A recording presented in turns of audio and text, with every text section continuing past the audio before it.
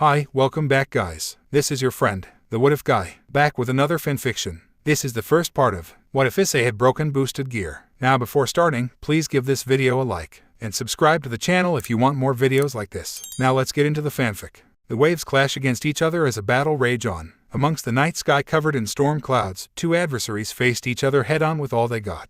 A red warrior and a white one clashed against each other with no remorse or care. Time after time, these two opponents faced each other while partnered up with different humans. The identity of these adversaries was that of the Welsh dragon, Ddraig, the Crimson Emperor of Domination, and his rival, the vanishing dragon, Albion Gwyber, the White Emperor of Supremacy. These are two creatures that, after losing their bodies, continue to test their strength through different human hosts. Ages have come and gone as the fight between these two continued with no definite winner. Their fights were gruesome affairs that had caused incalculable damage to families, cities, and even nations over time. A rivalry that had gone too far and now was nothing more than an accursed cycle of death and sorrow. Albion screams, the host of Ddraig. The red armored warrior, driven mad by his desire to defeat the white armored warrior, continues to fight his opponent while wielding a great sword. His body was no longer that of a human. The effects of the sacred gears had twisted his appearance beyond recognition. Ddraig screams, the host of Albion, finding himself in the same situation. The white armored warrior held a spear as he clashed with his opponent. Both opponents continued to fight in this violent and harsh storm without caring about their own lives. Their bodies pushed to their limits and their minds beyond salvation. The rivals continued to clash repeatedly as their sacred gears powered their bodies up. Both continued to exchange attacks such as punches, kicks, and massive fires without a second to breathe. Boost, boost, boost, boost, boost, boost. The voice coming out of the boosted gear continued to repeat. Divide, divide, divide, divide, divide, divide, said the voice coming out of the divine dividing gear. Dripped from the armors as the fight raged on while deep within the boosted gear, the soul of Ddraig felt the pain of his host. How many times had he repeated the same scenario alongside Albion? How many hosts had been driven mad by the gears and their powers? Ddraig had lost count after so many centuries of endless battles without an actual winner. No matter how strong the host was, the armies they dragged into their conflict, or the tools and strategies they used against each other, the fight always led to the same end. Nobody truly won. Both dragons always ended with their human hosts dying one way or another. Although humans such as Belzerd, one of his previous hosts, had survived 2 fights against different white dragon emperors, he had lost himself in the end. He had become a husk of his former self. This has become meaningless, Ddraig thought as he tried to communicate with his host. Mikhail. Ddraig's voice tried to reach his partner, but Mikhail didn't reply. Even you are gone.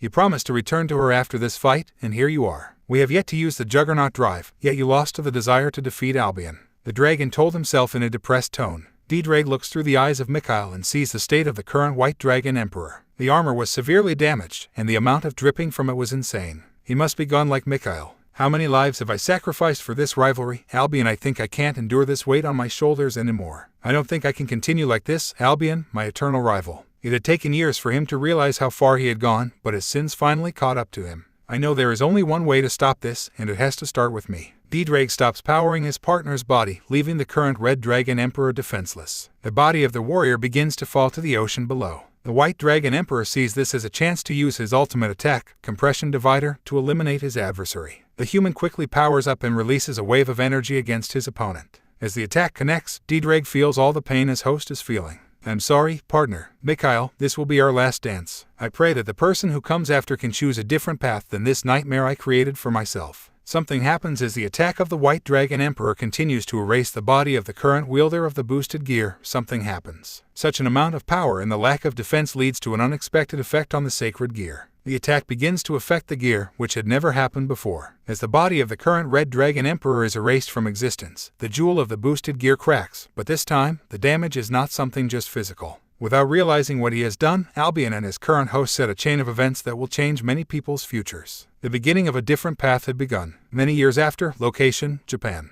A young child with unruly spiked brown hair and light brown eyes awake in his room to another one of his unusual dreams. The name of this child is Issei Hayaudu, and he was feeling drained physically and mentally. The child grabbed his head as he tried to understand what was happening to him. He was only 6 years old, but he continued having these weird dreams for some unknown reason. These dreams felt strange to him, and yet they were so real, they almost felt like memories of what seemed to be the past. Wars, fights, and places he had never visited consume his nights. His parents took him to doctors and psychologists to figure out what was happening to their son, but nobody could figure out what was happening. His parents began to be affected by the lack of answers. They discussed the possibility of a possible possession. Unfortunately, the heavy amounts of medicine and treatments didn't help improve their lives since they weren't rich, nor could they afford many expenses. All of this led to the child deciding to hide his dreams for the sake of his family. He began to lie about them and created a fake smile to conceal his fears. He didn't want to see them sad, and he didn't want to hear them fighting anymore. He just wanted them to be happy, so he decided to hide everything. He smiled and laughed more for them while feeling sad, even lying to his friend Irina to ensure that nobody knew what was happening to him. Inside, his insecurities and fears continued to pile up. Issei got up from his bed and approached his mirror. While other people would probably see their reflection in a mirror, Issei could only see a giant red reptile with wings sleeping. It wasn't always like this, but he couldn't see his reflection for the past week anymore. He was scared and wanted to cry but feared what his problems could do to his family once more. I need to be strong. All of this is just my imagination. He's not real. The boy tried closing his eyes and denying what was in front of him, but once he looked in the mirror again, he continued to see the same dragon. The same sleeping behemoth continued to sleep deep within him without anyone, including him, knowing. No, please stop this. I don't want this, Issei said as tears began to appear. Issei continued to sob while ensuring his parents didn't hear him. He was losing his sanity but couldn't let those around him see it. Next day, a young girl with short light brown hair and violet eyes walks alongside Issei from school. This girl was named Irina, and she was his closest friend. She cares deeply about him as his friend, but the girl feels he hides things from her. The dark marks below his eyes, his lack of energy, and the fake smile were signs of something wrong with Issei, but he evaded any questions. She wanted to help him, but he kept denying his problems and pushing her away, but she wasn't willing to give up. Not on Issei, not on her first and most important friend. She grabs his hand and talks to him. Issei, let's go to the park. Issei turns to look at her. But we have homework, and our parents are waiting for us. Just follow me, dummy. Irina begins to drag the boy against his will towards the park. Issei tries to escape her hold, but Irina doesn't let go. She is determined to help him even if she doesn't know what is happening to him. Issei tries to escape her clutches for several minutes until he just gives up. The lack of sleep wasn't helping his stamina, and Irina was consistently more potent than most children her age, although she was a girl. Most kids claimed that Irina was a boy due to her tomboyish attitude, but Issei knew she wasn't one. Blamed the weird dreams that showed him strange things that no child should see, or that he had taken baths with her, which confirmed the differences between them. He knew that Irina was no boy. After some time, both arrived at the park. The place was spacious, with many trees to hide from the sun and a small lake to fish in. Irina wasted no time dragging him to one of the trees closest to the lake. Why are we here? Issei asks. Just keep quiet and trust me. Irina forces him to sit down under the tree before she does the same. Issei looks at her with curiosity. Are you going to tell me why we came here now? Irina smiles and grabs his head before forcing him to rest on her legs. We have been friends since I can remember my own name, Issei. I don't know what's happening to you, but I want to try to help you. So just close your eyes and rest. Forget about everything and just focus on my voice. Irina starts singing. Her voice is charming, unlike anyone, and like a snake charmer, it hypnotizes Issei. The boy slowly closes his eyes and clears his mind. Issei stops thinking about his dreams, his fears disappear, and just for that afternoon, he feels released from the things that had been invading his mind for many years. The minutes go by until Irina realizes that Issei has fallen asleep. She stops singing and looks at the boy. We have been together for many years. You have been my most precious friend. I wish we never separated from each other. Irina approaches his face and gives him a little kiss. This small sign of affection wasn't the first kiss she had given to the boy. When you fall in love with someone, a kiss demonstrates your feelings for that person. That's why I kiss your mom so much. Those were her father's words when she asked about the continuous kisses between her parents. She was only 6 years old and didn't fully understand what love meant, but she was sure that what she felt for Issei was love. When he was happy, she felt pleased. In those moments when she felt sad, he supported her and made her smile once more. She was deeply attached to him, and her parents knew it. She had enjoyed birthdays, holidays, vacations, and everything else alongside Issei. Their connection was strong, and they might be fated to be together. Yet, this connection was also making it hard for Irina's parents to break the news regarding their departure for England.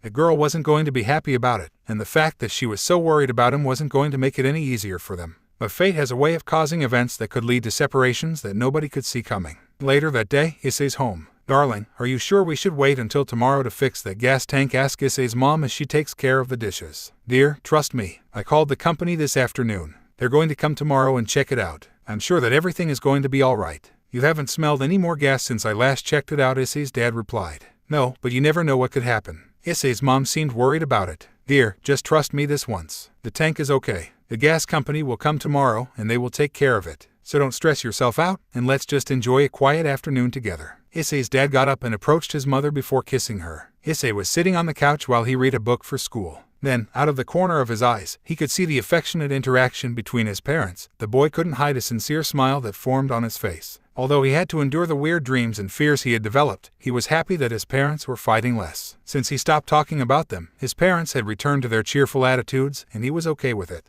He was okay with not knowing what to do to stop the dreams and not knowing how to see his reflection instead of a sleeping dragon. He was willing to hide all of it for the sake of his happy family. Maybe one day, everything was going to stop and he would be able to go back to normal. The night progressed with no problems or disturbances. So Issei and his parents went to sleep knowing everything would be alright, but fate can be a cruel mistress who destroys even the most innocent lives. While the family slept in their rooms, a particular figure entered the home without using the front door or windows. So, this is where the new Red Dragon Emperor has been born. The figure holds some tool in his hand, allowing him to track a particular sacred gear he has been afraid of for a long time. Ddraig, the Welsh dragon, you have been a troublesome piece in the battlefield just like Albion. If I eliminate your current host before he has the chance to learn how to use you, I'll be saving myself from facing you soon. A small fire appears in his right hand. So please die for the sake of my plans. Issei's point of view. For the child, it was hard to sleep each night, but today it felt even more challenging. He twists and turns in his bed while trying to find a way to relax. His parents were just a few steps away from his room, but he knew they were already deeply asleep.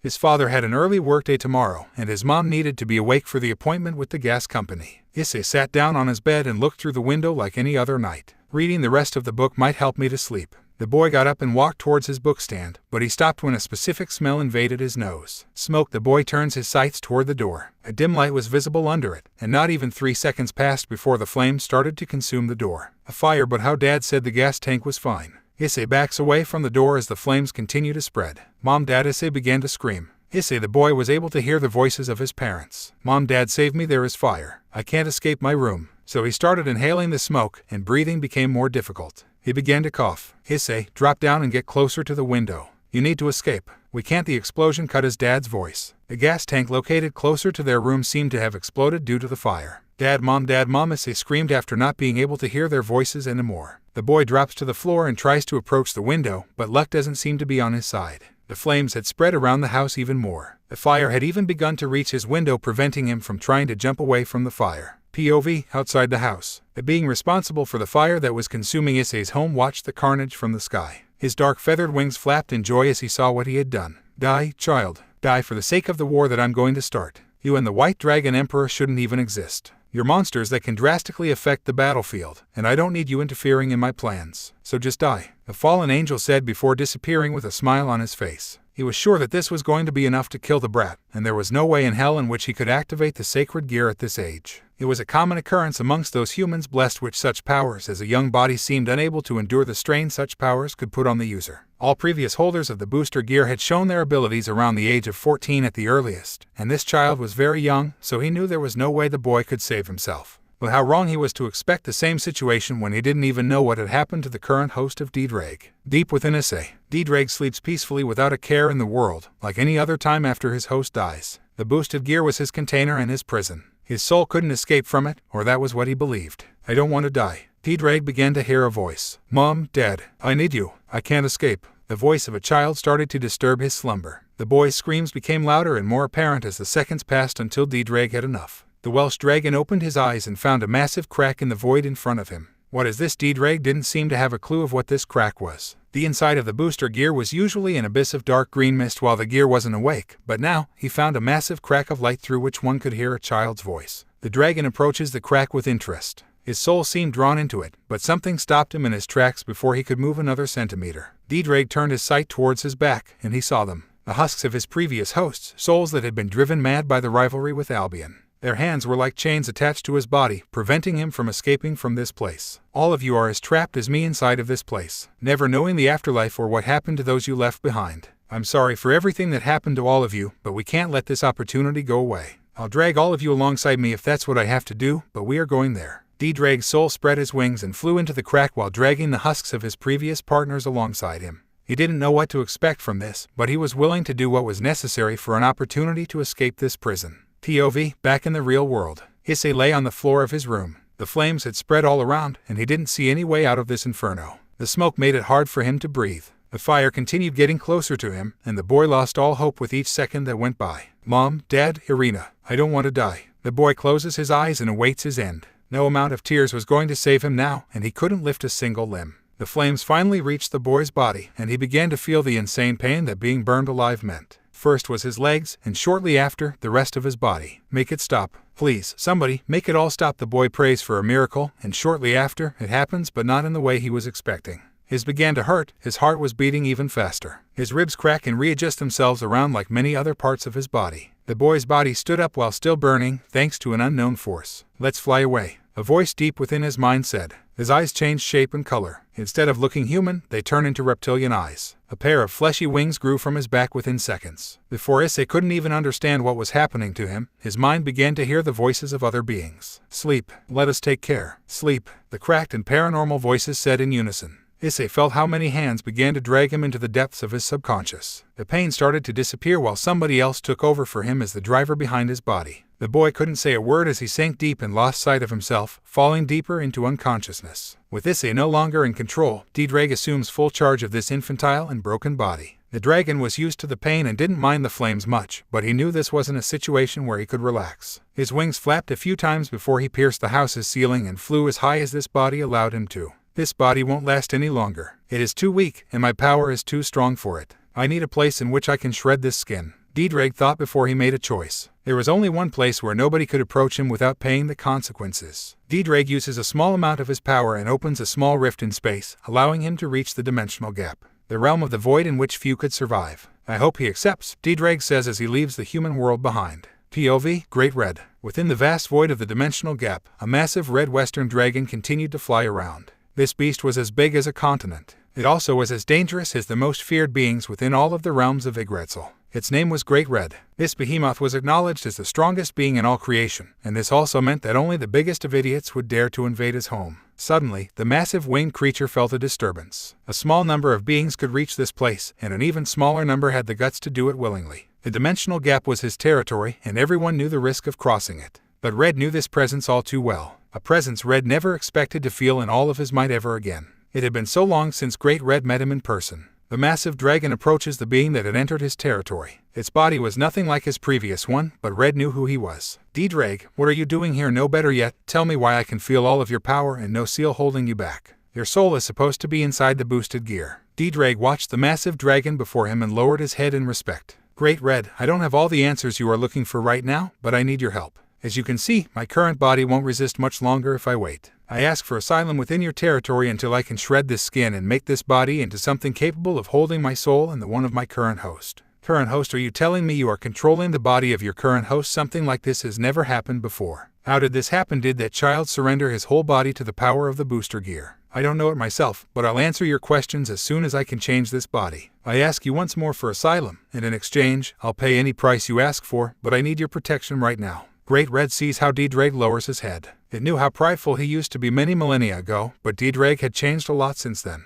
They weren't friends, but they weren't enemies either. Their relationship was far too complex to be defined in just a few words. The dragon showed interest in its fellow dragon's current condition, so it made a choice. I accept, but you better be ready to answer all my questions and pay the price for this. So go ahead and do what you have to do. It'll prevent any harm from coming to you for as long as necessary. Thank you. Great Red, Ddraig says before using his power again. Green crystals sprout from under his skin. These crystals grow and spread out as they take shape around the body. It takes a short time until a large green crystal egg is completed. Great Red looks at the egg and pays attention to the beating heart of the body inside it. Truly unexpected. I don't think any other version of myself has ever seen something similar within their timelines and realities. Maybe this can help me in the future, but I can't be watching this egg all of the time. Great Red thinks of how to take care of this for some time until it remembers a particular bluish-pale dragon who also owes it a debt. Great Red roars in a specific frequency across the dimensional gap. This roar crosses the realms and reaches out for its intended target. Meanwhile, underworld. A pale blue-haired girl was drinking tea alongside a well-dressed young man with greenish hair. She was wearing a blue navy skirt with a matching jacket and blouse. Her body could capture any male's attention, but the dangerous aura that usually surrounded her advised them against making any approach. Her deep blue draconic eyes were enough to tell anyone what her identity was. The name of this beauty was Tiamat, one of the 5 great dragon kings, a being feared and respected all over the underworld due to her strength. The girl was calmly enjoying her time, but before she could continue with her tea, she heard the roar of the apocalypse dragon. The man looks at her in surprise. Tiamat, was that what I think it was? Tiamat gulps and nods. Yes, that was Great Red, and that frequency was just for me. Adjuka, I'm sorry, but I need to leave. I might be gone for quite some time, so look for a temporary replacement for me. Understood. Good luck, and please ensure you don't ignite Great Red's anger. I don't want to go to your funeral. Adjuka says. I won't. I'm smart enough to know my limits. Tiamat says before she opens a rift in space and jumps into it. Adjuka looks at her before he sighs and hopes for the best. He knows that Tiamat owed Great Red a debt even more significant than the one she had with him. Great Red wasn't a being you could easily evade after gaining a debt with him, and he had heard the legends of what happened to those who tried to escape from him. Best of luck, my dear friend. Back with Tiamat. Tiamat appears before Great Red, but her eyes quickly turn toward the crystal egg next to him. She knew that smell and power all too well, but she couldn't believe what she saw. Great Red, is that Ddraig? How is this possible? I have as many questions as you do. Ddraig appeared before me and asked for asylum. He promised answers as soon as the shredding process gets completed. That body was far too weak to endure all of his power. You agreed to help him. I'm sorry, Great Red, but we know you can't trust Ddraig. He has yet to pay the debt he owes me. You truly believe that he won't do the same to you? Great Red laughs. Ddraig knows what I can do to him if he tries to escape or evade his debt with me. I told you what you should have done with him in that debt. He isn't going to find a replacement for any of the objects he lost during his fight with Albion. So ask him to sign a contract for his life as payment. Once you have that contract, he is as good as yours, but let's talk about why I asked you to come here. I need you to take care of that egg until he gets out of it. What? I can't do that. I despise Ddraig, and you know it. Tiamat says before she sees the anger in Great Red's eyes. You owe me a debt, this is how you will pay for it. I once saved your life, and now you have to pay that debt. I don't care about your feelings regarding Ddraig, so you better do what I say. I eliminated worlds, nations, and more for debt some beings couldn't settle, so don't push your luck. So do what I'm asking you, and that will settle your debt to me. So, Tiamat, what is your answer? Tiamat gulps and lowers her head. Her instincts advised her against any actions that could anger Great Red even more. She had a good relationship with the dragon and knew it was best to keep it that way. I accept. I will protect Ddraig's egg until he comes out of it. She transforms into her dragon form. She was another Western dragon, but her color was similar to a pale jewel's. Her large wings wrap around the whole egg and protect it as if it was her own. Good, don't leave the dimensional gap without telling me first. I have plans for Ddraig, so don't kill him when he comes out. Great Red says before he leaves Tiamat and the egg behind. Tiamat sighs before turning her eyes towards the egg. Such a small body for a heavenly dragon. How long is it going to take you, and what sort of thing happened for you to escape from the boosted gear? So many questions and no answers until Ddraig exited the egg. Meanwhile, the faction of heaven. The angels were in chaos. They were trying to figure out how something like this happened. When their former leader, the god of the Bible, created the sacred gears, he also developed a system that would tell the angels all the information regarding the gears. Now that same system sounded an alarm across heaven, telling them something terrible had happened. Alert, boosted gear is severely damaged. The signal has been cut. The seal has possibly been broken. Ddraig has likely been released from his prison. This one message could lead to a war, and the angels didn't know what to do. Nobody could repair such a complicated item, and they didn't even know where he was. This whole situation was just the beginning of their problems. Hours had come and gone since he lost control of his body before falling deep within his subconsciousness. His body was floating on top of what seemed to be the waters of an endless ocean surrounded by darkness except for a few light spheres. It was quiet, peaceful, and lacking any form of pain, but Issei couldn't sleep forever, nor could he escape the cruel reality he had to face. Get up, child. We have things to discuss. The voice of Ddraig called to him. Issei reacted to the voice, opened his eyes, and began sitting up before looking in front of him.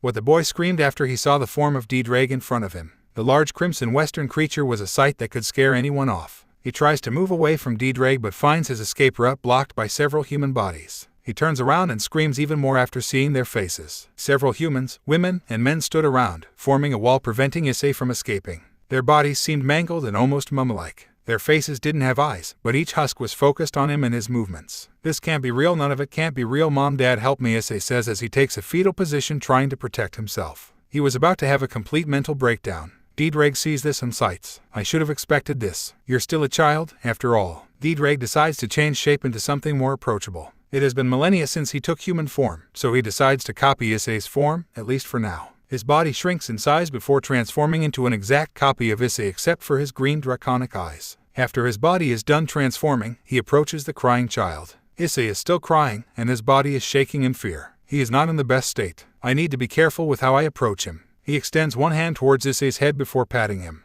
It's okay if you need to cry, go ahead. We have all the time we need. Cry as much as you want, and I'll wait until you feel ready. Ddraig says no more and pats his partner's head until he can relax. Hours came and went as the crying continued until the tears stopped. Ddraig watched as the child sat silently and focused his sight on him. Are you ready to talk? Issei nods. Good. My name is Ddraig Gok. What is yours? Issei, Hayadu Issei. Issei, good. I imagine you have many questions, and I may have answers, so work with me. You're the first child I got as a partner, and our current state is completely unexpected. So go ahead and ask anything. You're that dragon, right? The one that I saw in the mirror. Ddraig looks surprised after the question and figures that something else is happening. Don't move, I need to see something. He touches Issei's forehead. The dragon starts to see Issei's memories at a fast speed. Before long, Ddraig understands the whole situation. So that's what was happening. This whole thing is truly a strange case. Yes, Issei, I'm that dragon you kept seeing in the mirror. Issei looks at him and gets angry. Why did I see you? What's all of this? What are those things? The child begins to ask, but Ddraig stops him.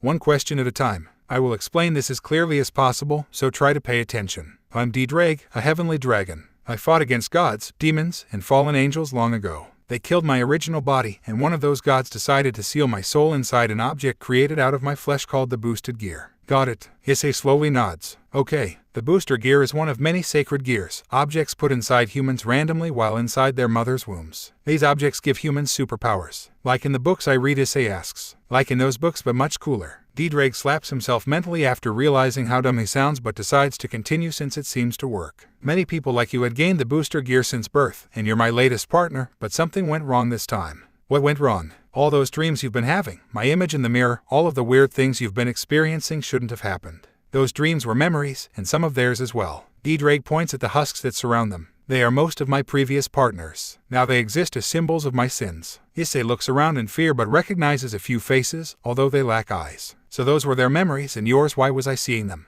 I don't have all the answers, but I'm guessing it has something to do with the crack I saw within the boosted gear. Ddraig focuses for a second and makes a replica of the boosted gear arm appear in front of them. This is what the boosted gear usually looks like. I'm supposed to be caged within this thing for the rest of eternity, and you weren't supposed to see any of the things you saw. It may be due to the damage the gear received during my last fight against Albion, my rival, but my memories and theirs had flowed into you since you were a baby. You were supposed to live a normal life until you awakened the booster gear around 16 or 17. Heck, maybe never even actually using it. Some people never awaken their sacred gear throughout their whole lives. None of this should have happened, so I'm sorry. I imagine that it wasn't fun seeing all of those things. There are things nobody your age should see. Issei sees how the Ddraig lowers his head as a sign of apology. So, it wasn't your choice. No, kid, I have done many things that I'm not proud of, but I'm not a fanatic about making my partners have traumatic childhoods due to weird dreams. I'm not that kind of being. I don't even choose who becomes the next boosted gear's host. It's a random system, and I don't think anyone controls it since the God of the Bible died. Gods can die. Yes, gods can be killed or die due to certain circumstances, but we have other things to discuss. Right now, you and I are sharing a body thanks to my soul escaping the boosted gear. I know you didn't ask for any of this, but I saved your life. Your body was a mess when I took over, so what's the last thing you remembered? Issei stood quiet for a second before the memories flowed in. Fire, flames, Mom, and Dad. They need help. I need to go back. He turns to the dragon expecting to get some help. Kid, I'm sorry I must say this, but your parents are possibly dead. Those flames covered your body when we escaped the house. I doubt any human can survive those flames. They are dead, Issei. Ddraig watches as Issei starts to have a mental breakdown. No.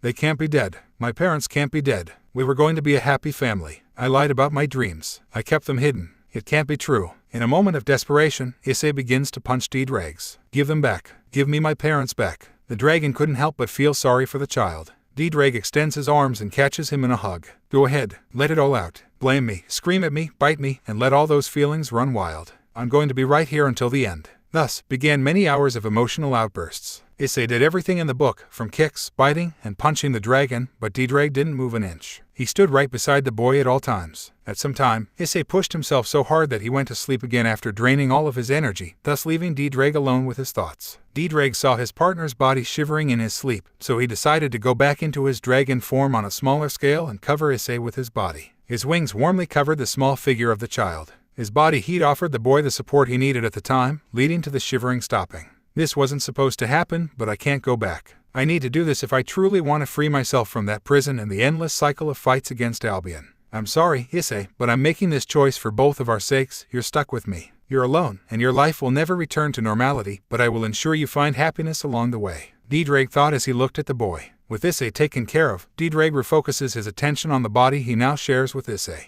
The damage the flames caused was extensive, but it was nothing he couldn't resolve. The major problem was the broken booster gear within the child's body. Ddraig feared the chance that it might get used against him again, and he also saw the items used for him, so he made a choice. What was once a piece of his body should return to him. While the body was being altered within the egg to accommodate his power, Ddraig was also dissolving the gear and fusing it into this new body. I will never go back to that prison, but I'm going to make sure that the boosted gear still helps us to survive. Return to me, my former prison. Become a tool that can protect us. Outside of the egg, Tiamat continues to watch the egg patiently. For Tiamat, this was the first time she had seen a human body undergo a shredding process. Dragons were similar to snakes. One would shred their skin to cure their worst injuries, but this was far from a standard case. A human, can this even be possible? What about the nutrients he needs? How long is it going to take? Tiamat had many questions but could only see and wait for the results. Although not widely noted, the process was a fascinating subject. A dragon usually sheds its skin after gaining a certain amount of power or after serious injuries. A regular process usually takes months, and dragons find hidden places to do it since it leaves them open to attacks. Unfortunately, Ddraig's current case was something never seen before. Instead, he was forcing a human body into the process to make it a viable vessel for his soul and power. Tiamat was curious to know if it could be successful, but Great Red had high hopes. She could expect a successful shedding at the end since Great Red was so sure about its success. The dragoness could only wait and see. You better be ready to answer my questions when you come out, Ddraig. And now that you're free from the boosted gear, there is no excuse for you to escape the debt,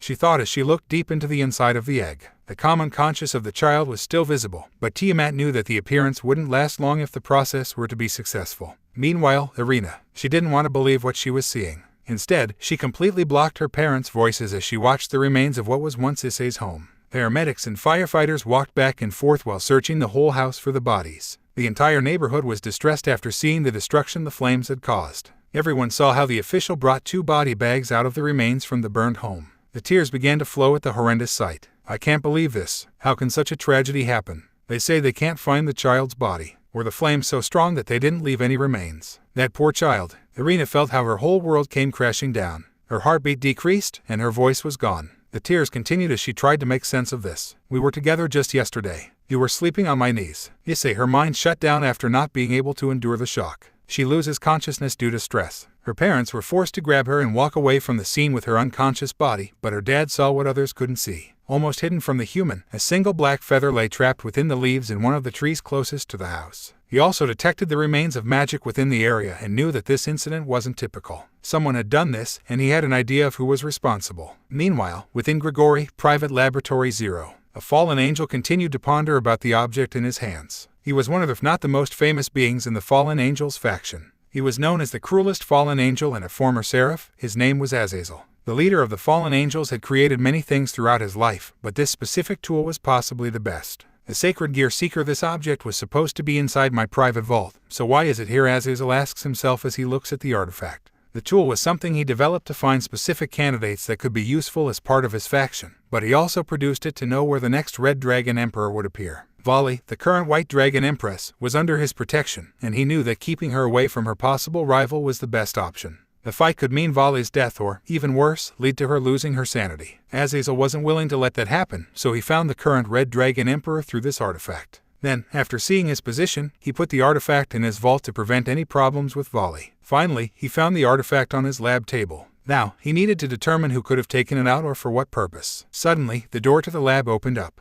Azazel, another fallen angel, approached him. His name was Shemhazai, and he was known as number 2 in the faction. Cocoon and several other fallen angels have disappeared. Nobody has seen them in the past 16 hours, which is weird even for Cocoon. Where did he leave a note? Azazel asks. None. Cocoon's chambers are empty as if he had departed to no return. The other missing members' chambers were found empty as well. Azazel grows silent before he turns back to the artifact in his hand. Wait, Cocoon, could he know? It can't be. Damn it, tell everyone to find Cocoon and his group right away. Bring them back to me no matter what. Shemhazai nods and leaves the room right away. Azazel was seeing red at the moment. Cocoon, how could you? Did you kill that child, you insane bastard? Azazel wasn't a saint, but he would never go as far as to kill a child that hasn't even awakened his powers. Damn it, he looks at the Sacred Gear Seeker and destroys it in anger. He was tired of fighting and looking to enter an era of peace with the other factions, but it seemed that Cocoon had other plans. When I get my hands on you, Cocoon, you will wish for a swift death, Azazel said as he moved to check his lab. If Cocoon took the Sacred Gear Seeker, he could also have taken other things. Many hours later, back with Ddraig and Issei. The boy began to wake up once more after sleeping for many hours. He felt drained of tears and energy, although those things didn't apply in this place. He was sad and depressed after remembering what Ddraig had told him. He felt empty and devoid of any driving force. Issei, Ddraig asks while he turns back into his human form. Issei's eyes look at him but lack the life and desire that any human should have. Ddraig wasn't surprised by it as he understood how serious the situation was. Issei was a 6-year-old child and lost his family. He could have easily ignored the child and continued with his plans, but the dragon wouldn't let that happen. Issei, grab my hand. I know everything seems meaningless, but I promise to help you fill that void. Nobody can replace them, and I don't expect you to forget them, but we're going to get through this together. Just keep following me. Ddraig extended his hand towards Issei. Issei looks at the hand for a moment before he slowly takes it. He didn't know what future awaited him, but Ddraig seemed like one of only 2 lights in his life at the moment. The second one was Arena, and he doubted that he would see her anytime soon. Outside of the egg, Tiamat continued to protect the egg until a particular presence captured her attention. My oh my, another being has decided to take residence within my home. The steps of this figure resonated within the dimensional gap as it approached Tiamat and the egg. Its presence was undeniable, and its strength was comparable to Great Red's. Tiamat saw the figure, and her scales shivered before her presence. Although she looked like a small petite girl, she was far from being just that. Off ice, would you look at that, my dear Tiamat? How many centuries had passed since we saw each other? 10-15. I still remember your past self. Afraid of nothing and ready to face any challenge until I smack some sense into that little head of yours. What do you have there? Off Eyes asks as she approaches the egg. Tiamat quickly hides the egg and disregards her own security to protect it from Off Eyes. Stay away. I don't care how strong you are. This egg is mine to protect, and I prefer dying than facing Great Red's anger. Off Eyes smiles at her reaction. It seems you have changed a lot. Just look at you. The big dragon king protects an egg with her life on the line. Don't worry, I don't need to touch it to know who that is. Ddraig, isn't it? That is something I didn't expect to see. The old Welsh dragon has finally escaped prison and found a new vessel for himself. This is truly an event that needs to be celebrated. Tell me, how did he do it? Did you help him escape? Tiamat stays quiet and continues to guard the egg. She didn't care about Ddraig, but he owed her a debt, and Great Red had given her a task, so she was willing to put all in the line for this. Not feeling talkative today? Are you worried that I might try to hurt him? My dear Tiamat, you can relax. I won't touch either of you. I'm happy for Ddraig.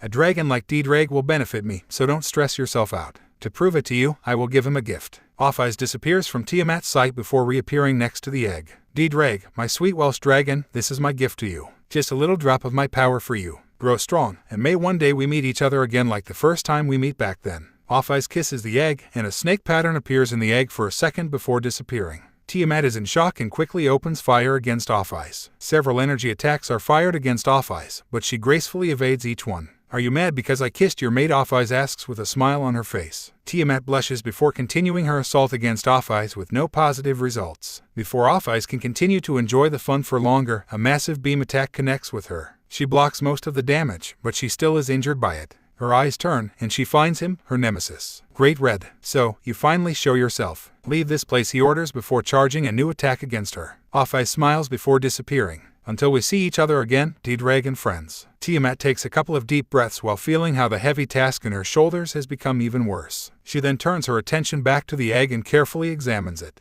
Did she do something to it? Great Red approaches Tiamat. She said she gave him a gift. I don't know why, but she gave him some of her power. Tiamat says. Great Red stays quiet while he thinks. That child will never learn and only continues to cause problems for me no matter the place or time. I will take action since there's no other way around it. He turns his eyes towards the much smaller dragoness. Tiamat, stay still for me. Great Red puts one of his claws on Tiamat's head while the other is placed on top of the egg before he transfers some of his power onto the pair. I have given you two some of my power. I need you to protect that egg at all costs. I need Ddraig to be even stronger than before. Ensure that nobody gets close to Ddraig until he can defend himself. Tiamat feels the boost she has received and nods. I'll ensure he is safe even if my life is at risk. Good, Great Red says before going silent. He knew what was approaching and was preparing everything to ensure that his fate didn't repeat itself. Ddraig was a blessing he didn't expect, but he was willing to play his cards much better than his other selves. With that event out of the way, time kept moving forward. Days became weeks, weeks became months, and months became 2 years. A particular day, Tiamat was resting while paying close attention to her surroundings. The egg had turned darker and bigger after so long.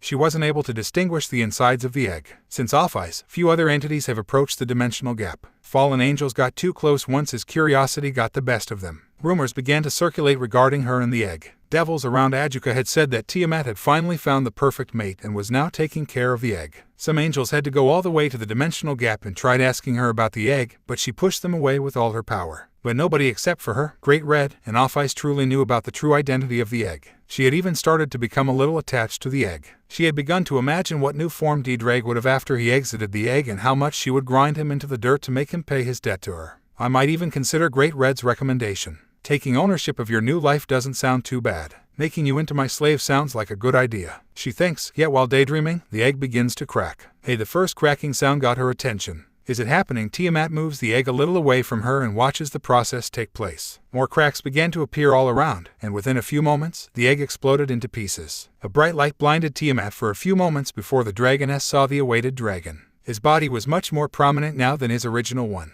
He was as big as a decent country while Tiamat was barely city size. He had 2 sets of wings instead of just one. The first pair of wings was constituted by bright red pointy feathers, while the second pair was similar to Tiamat's draconic wings but much more extensive. His scales were mostly ruby-colored, but he also possessed several black and golden-colored ones. Several parts of his body appeared protected by armor, and a bright green jewel shone brightly in his. His tail ended in the shape of a trident, unusual for dragons. He had 6 limbs instead of just 4, 2 strong legs, and 4 monstrous arms which could overpower anyone. His head possesses 2 curved horns that point toward the front and not just 2 but 6 eyes. Finally, instead of 1 month, he had 2 now. It was indeed a scary sight to witness. Tiamat was in shock after seeing his appearance, and she even felt a little afraid, but she took the chance. Ddraig, is that you? This new dragon turns his sight towards her. His 6 eyes watched her every movement and analyzed her from head to toe. Thanks for protecting us, Tiamat. His voice was a mix of 2 very different beings. His body shines once more, and his shape changes again. Instead of the massive dragon, Tiamat sees a small child with spiky dark brown hair and a few strands of green hair. His eyes were green, and his whole torso had red tattoos that only Ddraig could have. His legs and lower half were currently protected by armor pants and clawed boots that seemed similar and different from the previous armor that the boosted gear offered its user. His eyes lacked brightness behind them. Tiamat turns into a human and approaches the child. Wait, are you Ddraig? Who are you? I'm Issei Welsh. A pleasure meeting you, Tiamatson. Tiamat heard a child's voice, but his tone was a little somber, and he didn't smile. The child's eyes turn darker and more draconic before Tiamat hears a different voice. Yes, I'm Ddraig, the Welsh dragon in the flesh. Who else are you expecting? Tiamat Albion. The voice was deeper and more adult-like. Tiamat is in shock. Great Red needs to see this with his own eyes, Tiamat says as she touches him with her claws to ensure she isn't dreaming. Ddraig seems annoyed by this but says nothing. 2 years had gone by, and the egg had finally opened. The story of Issei Welsh and Ddraig was just starting. Great Red was analyzing him with interest. Now, he knew the backstory behind Ddraig's new freedom. It seemed all thanks to Albion, and he enjoyed every second of it. Ddraig's rival had given him the keys to freedom, but he didn't know it yet. He had many hopes for Ddraig's newest vessel, but even he needed help figuring out the current situation. So, tell me once more, who is in control here? Is it you, Ddraig, or is it the child who is in control? Both. Right now, it is me who is in control, but we can switch or take control at the same time. We are in synchronization, and the process is not over, but I hope that one day both will finally become one entity. We shared memories and emotions right now, but Issei's soul is still too young to match my own, Ddraig said as he stood up in front of the Apocalypse Dragon. So, you choose a partnership with him. I thought you would take over the body. Now is a perfect vessel, and nobody here is stopping you from doing it. What made you choose this option? Tiamat asks. I never said that I was going to steal his body. He is the latest host of the booster gear. He didn't choose this for himself, nor did he ask for a giant flying lizard to take residence on his body. I have been the cause of many of my previous hosts' madness and destruction. He is my final one. I wasn't going to eliminate him or erase him from existence just because I wanted his body. From now on, we are 2 entities working in harmony, but one day, we will be one single dragon. Ddraig explained. Great Red laughs after hearing this. The whole affair was far from what he expected to happen. You have changed. All of those hosts had their toll on you. So, what are your plans now? I want to know what the Great Welsh Dragon will do now. Are you going to look for Albion and his current host? Is a new war going to start? Great Red wanted to see what Ddraig would do now that he was free. He knew he was far stronger now than back in his previous body, especially after receiving his and Offai's gifts. Japan. Issei wants to look for his parents' graves, and after that, I have some business that I need to take care of before I do anything else. I won't fight Albion, not now nor in the future. I'm not going to continue with our rivalry. The endless fights and destruction of multiple hosts have become unbearable to me. War is also not in my plans. I know that conflicts might come to me even if I don't want them, but I'm not going to attack heaven or the underworld to start a new war. I don't need to prove my strength or challenge nobody. Ddraig lifts his right arm, and a deep crimson flame starts to come out of it. But if someone tries to fight me, they will pay the highest price. Tiamat and Great Red were amazed after seeing those flames again. The crimson fire could consume gods and will never die out until his enemies disappear. Ddraig was indeed back and didn't seem willing to offer mercy to his enemies. Good, but not enough, Ddraig. I need you and that child to grow far stronger. I'm telling you now, your debt to me is not something you can't easily pay. Get allies and grow even stronger. 2-headed red dragon of chaos. That is your new title, so don't forget it because I'm the one blessing you with it. Now fly and keep growing stronger, my reckless child. Until the day that I require your assistance, keep growing. Great Red says before he begins to leave. Tiamat, your debt to me is settled. You're free to go. Both dragons watch as Great Red disappears into the vastness of his territory. Ddraig stood in silence as he reflected after hearing Great Red's words. Partner, it seems our future will be even more troublesome than we thought. We knew that this was going to happen. You asked Great Red for help, and we'll have to pay the price one day. Nothing more and nothing less. We still need to talk to Tiamat. Issei replied. Ddraig turns towards Tiamat. It had been a long time since the two of them met. He knew this would happen, so he took a deep breath before talking. Sorry, I know I will never replace those objects, but I'm willing to pay any price. If you give me some time, I might be able to get you some other items as initial compensation.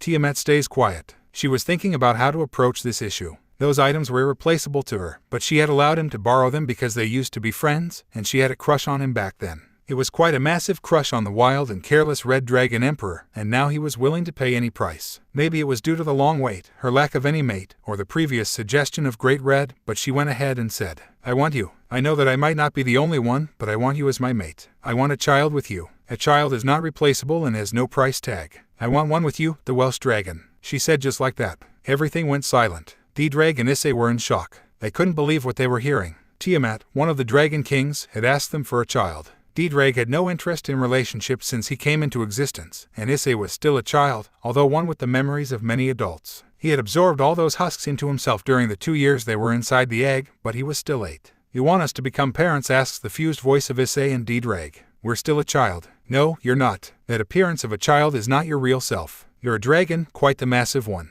You two are almost one entity, and you said you would fuse into one at some point. You are Ddraig and Issei, the two-headed red dragon of chaos, so take responsibility and stop escaping from me. I have been chasing after you for several centuries, and now is my chance, so don't give me more excuses. I'm tired of waiting and tired of the chase. You can take 1,000 more mates, but as long as I'm the first and number one, I don't care. Tiamat says before she transforms into her humanoid form. She then lunges forward before she grabs him and forces a kiss between each other. She had waited centuries for this stupid head-headed lizard with wings, and now that he had gained a body, he was also more mature and seemed stronger than before, she wouldn't let him escape. She was rash and seemed very inexperienced with her kiss, but something special was behind it. Her feelings towards Ddraig were transmitted to the pair through that single kiss. Ddraig and Issei didn't move or back away. Instead, the pair seemed frozen in place. 1,000 emotions and thoughts were going through their minds. The kiss continued for a few more moments until Tiamat let go of them. Her eyes didn't move away from the sight before her. The Welsh dragon was immobile and silent. His eyes turned lighter, and before long, he began to talk. He shut down, Issei said. What? Tiamat asks. He is still coming to terms with your confession.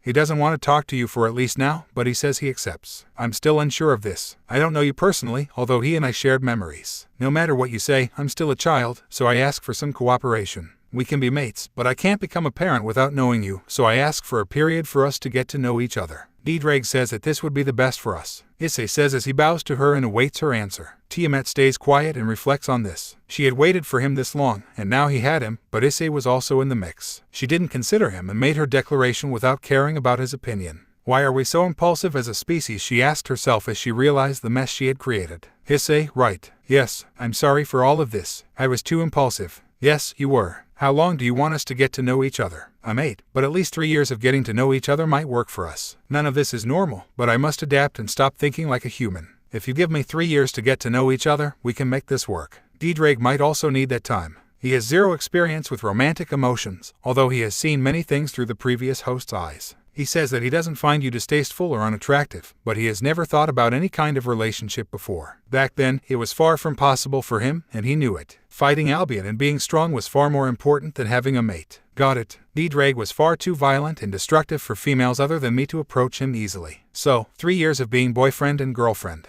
That's the plan, and about those other mates. Do you think we will fall into that kind of relationship? Issei, you're a dragon and one of the strongest. You will surely find other females for whom you might develop feelings, and trust me is bound to happen. Your instincts will tell you to make them yours once they kick in, and that will surely happen unless you gain control over them. Tannen is a dragon that lives in the underworld and has many mates. He has a clan full of his children with different females. It is part of male's nature and is not uncommon in the supernatural world for it to happen. Devils do it quite often, and dragons aren't that different. Tiamat says before she approaches Issei and hugs him. Thank you for not denying my wish. I hate both of you for what you did, but I've been waiting far too long for this. She says before she bites his neck. The injury isn't significant, but still comes out. Issei twitches a little and feels a burning sensation throughout his whole body. Now, do the same to me. This action is how we mark each other as mates. Tiamat says after she releases him. She asks from her lips and shows her neck to him. Issei feels a driving force pushing him to do it. His eyes grow wide and more draconic. His teeth move to attack her neck. He is a beast enthralled by the hunt. He bites her more and falls deeper into his draconic desires. Do it. Make Tiamat yours. The voices of the husks were like the small devil pushing people into doing evil deeds. Tiamat asks after feeling his teeth sinking into her flesh. Her body rejoices after feeling that he is finally hers. She smiles after he releases her. She watches as he cleans the off his lips. Good. Remember to keep those instincts in check when you control your body. Your emotions can be a brutal force driving you into unpleasant situations. Now follow me. Issei sees how she opens a rift in space. Where are we going? Underworld.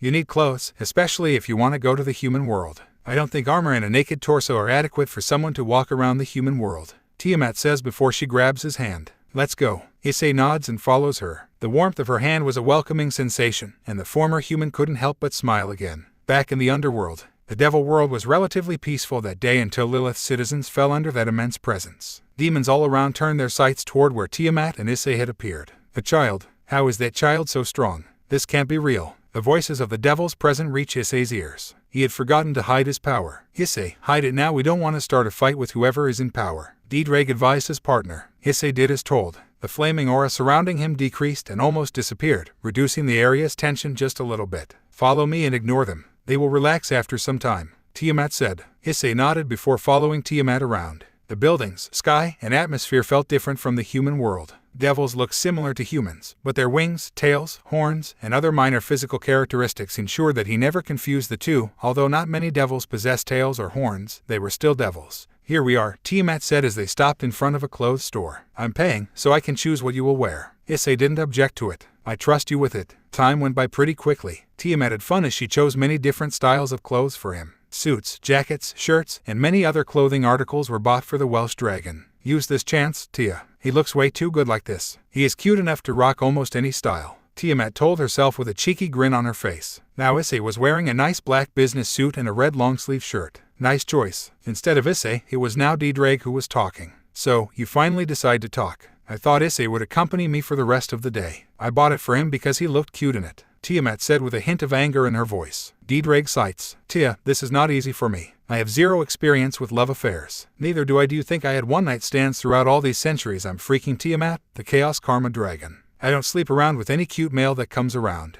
I had my eyes on you since the beginning, and no one else has taken that place. I hate you so much, but at the same time, I waited for you, and now you're hiding behind Issei instead of talking to me. A flaming blue aura surrounds her body. I'm sorry for not considering your feelings for all of this time. I also found you attractive back then, but my mind wasn't interested in any of it. Just don't attack me and try to rip my head off. We can work through this and make it work, but you have to give me time. Ddraig pleads. Tiamat looks at him and thinks for a second before cooling down. You better not run or hide behind Issei. You know what I can do to you even if you're stronger than me. I know, and I won't run away, just don't get physical. Issei shares all the pain with me, and I prefer evading that if it's unnecessary, Ddraig says after seeing that he evaded a landmine. Now I think we should focus on those devils outside the store. I can feel their anxiousness and fear. It was bound to happen. At least the group is being cordial enough to wait until we were done with our shopping. Do you want me to save the clothes in my pocket to mention? No, I have my own. Ddraig looks at the bags of clothes and makes them disappear instantly. Now, let's see who the new person is in charge of this city. That would be Surzech Lucifer. After the previous hosts of the Boosted and Dividing Gear died, many events occurred. There was a civil war in the underworld. The old Satan faction and the anti-Satan faction clashed against each other, and in the end, Surzech and his allies won. He and Adjuka Astaroth are the most known figures in the underworld. I work for Adjuka at the moment, Tiamat explains. Surzech says in Surzech's grimoire, I never thought the kid would finally have it in him to kill the old farts. Well, let's see what he looks like now, Ddraig says as he moves towards the door. The store owner, who is shivering through all of this, bows to her customers. Tiamat smiles at the devil and drops a bag of money on the table closest to her. Thank you for the clothes. I enjoyed the selection you offered, Tiamat says before following her mate. POV, Surzech. He was calm, but those around him were a mess. He heard the rumors and even felt the surge in power when they arrived at the city, but he still couldn't believe it. Adjuka, if everything goes to hell, please take care of my family. Surzech, what are you saying? Adjuka replied. We both know I'm the one that can prevent the most damage even if I get killed at the end. I hope Rias can forgive me and Grafia can find happiness after I'm gone. Surzech says. Oh, but the doors opened before Adjuka could say something else. Adjuka, Surzech, and all the other devil soldiers accompanying them turned their sights toward the pair. They knew Tiamat very well, but her partner was a completely different case. Adjuka, Surzech, how are you doing? Tiamat asks. Tiamat, who is he? Adjuka asks, completely ignoring her question.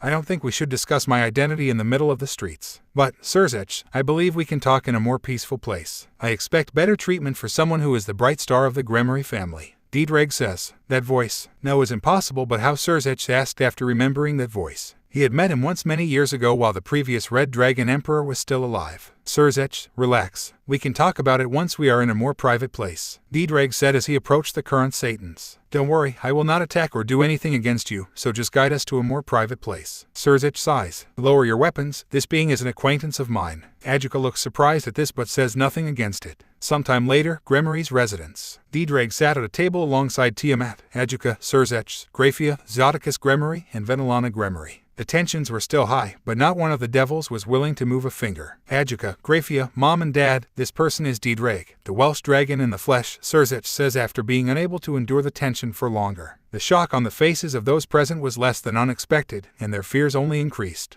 But how none of this should be possible. You're supposed to be inside the boosted gear, Adjuka says. Indeed, I was, but that is the past. Please relax, I'm not going to attack any of you. Yes, I'm free from the boosted gear, but that doesn't mean I will start blasting attacks all around. Ddraig says, but nobody truly believes it. It took an alliance of gods, devils, and fallen angels to kill him once. They didn't have the same resources to do it again, and the situation between the factions could have been better, but it wasn't. Tiamat sees their faces and decides to interfere. Ddraig, bring Issei out. It might be better for him to talk for the both of you. Sure, Ddraig says before he changes places with Issei. Hello, members of the Grigori family and Adjukasin.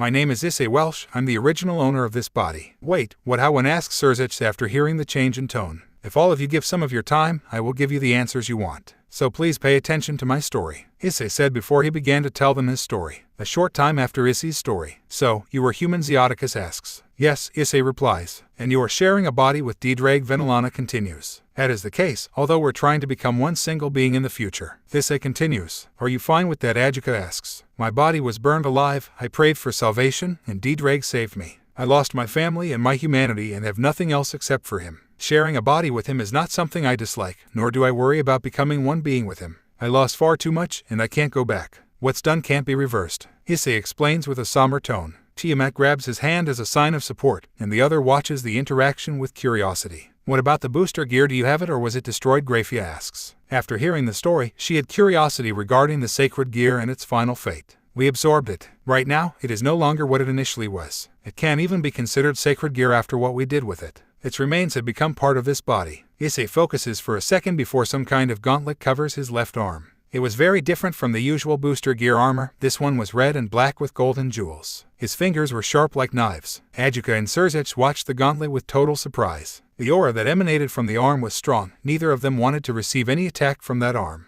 Issei focuses once more, and the gauntlet disappears. So, no more humans having the boosted gear that surely has heaven in complete chaos. Who else knows about your freedom? Welsh dragon? Adjuka asks. Off-Ice, Great Red, and Tiamat are the only ones that know about it. I have been trapped within an egg for the past 2 years, and as you might expect, Tiamat was protecting it. I don't think someone else knows about it, but I can't be 100% sure. Issei admits. We can expect that the heavens at least know. The fallen angels might lack this information. Sirzech says. What are your plans now? You are free from the boosted gear, and it doesn't seem you possess any alliances. Are you open to starting a treaty with us? Issei stays quiet before he responds. I want to return to the human world. Kuo Town is my home, and at least I want to find the remains of my parents. Ddraig has other places he wants to visit as well. For now, I can agree to have a relationship of no aggression between each other but nothing else, at least for now. You know that Kuo Town is part of our territory. If you need help finding their tomb or getting your last house back, we can help you without any additional conditions, Sirzech says. Not a single one, Issei asks. He was analyzing all of Sirzech's actions and words for any possible lies. None, just accepting a treaty of non-aggression with us is enough. I know that Ddraig can cause more deaths than I could ever imagine, and not having you as an enemy is a big step.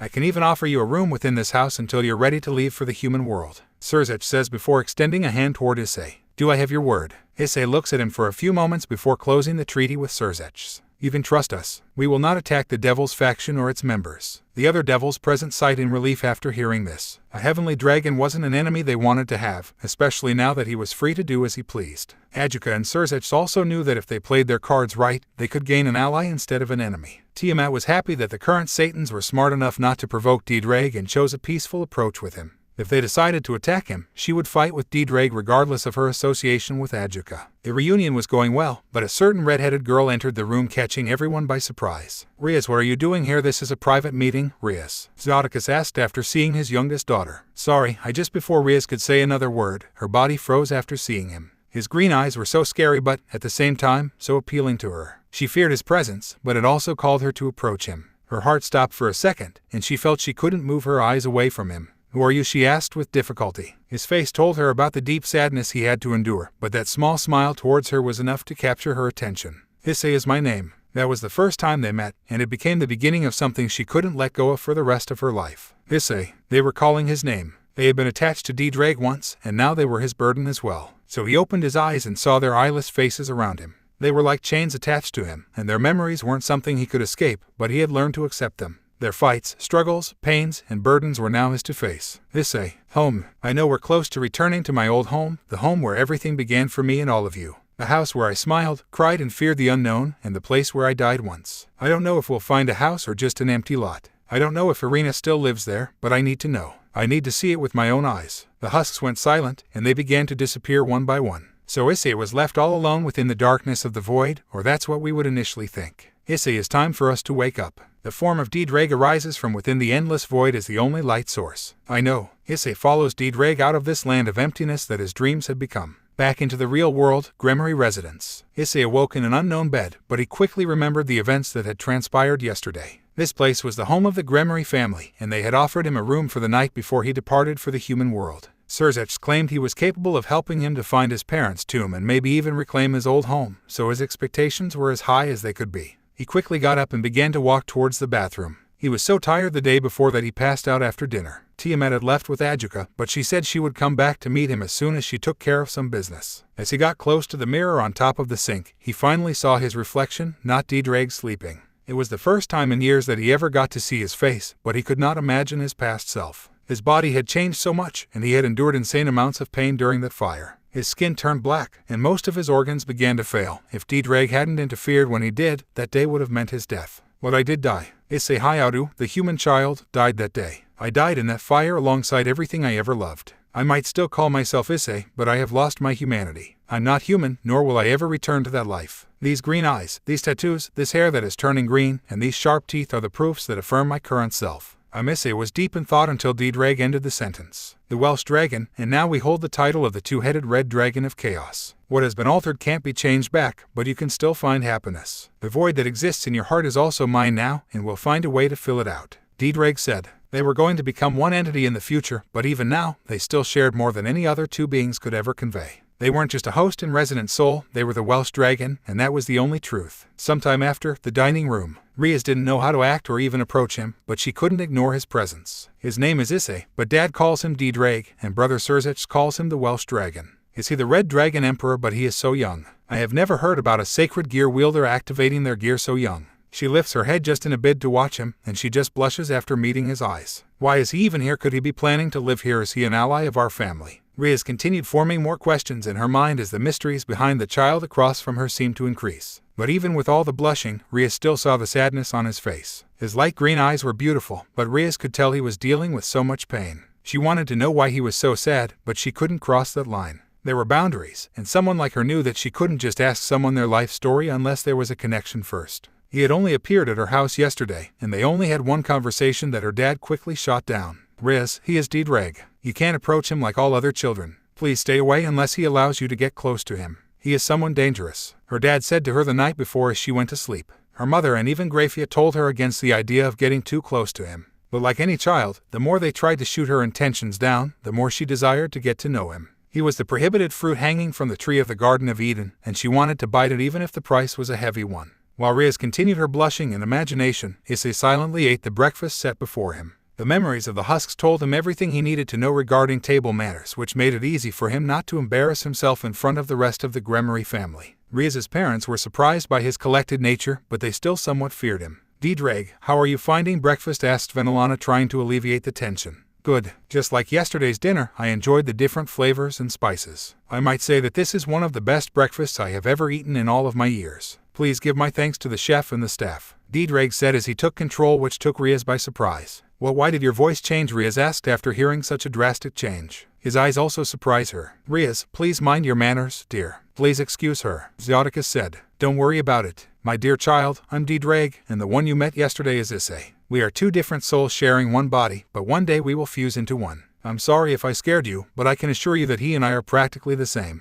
We're practically one being, although we have different voices. What he knows, I know, and what I said are his words, Ddraig says with a smile. Rias felt a completely different vibe from him now. While Issei was an interesting child that she wanted to approach, Ddraig felt like an older man that she slightly feared but could still be approached. His smile was sincere, but she couldn't make her fear of him disappear that quickly. Sir, you don't need to use those honorifics with me. Call me Ddraig or Issei if that is more comfortable for you. Ddraig replied. Issei, how old are you? Rias asks. Ddraig smiles before letting Issei take over. 8 years, Miss Grigori. You don't need to use those with me either, Rias says before she smiles. Thank you, Ddraig. She enjoyed this voice far more than the other one. Issei, are you the Red Dragon Emperor? I could be called that, but that title has lost meaning to Ddraig and me. The Welsh dragon is something that we prefer to use, or you can also use our other title, the Two-Headed Red Dragon of Chaos. Issei replies. Two-headed, it seems pretty adequate after hearing your other voice. So, are you a human? Based on what I read, Red Dragon Emperors are the possessors of the booster gear, and only humans can inherit it. Rias continues. I was at one time, but I'm no longer human.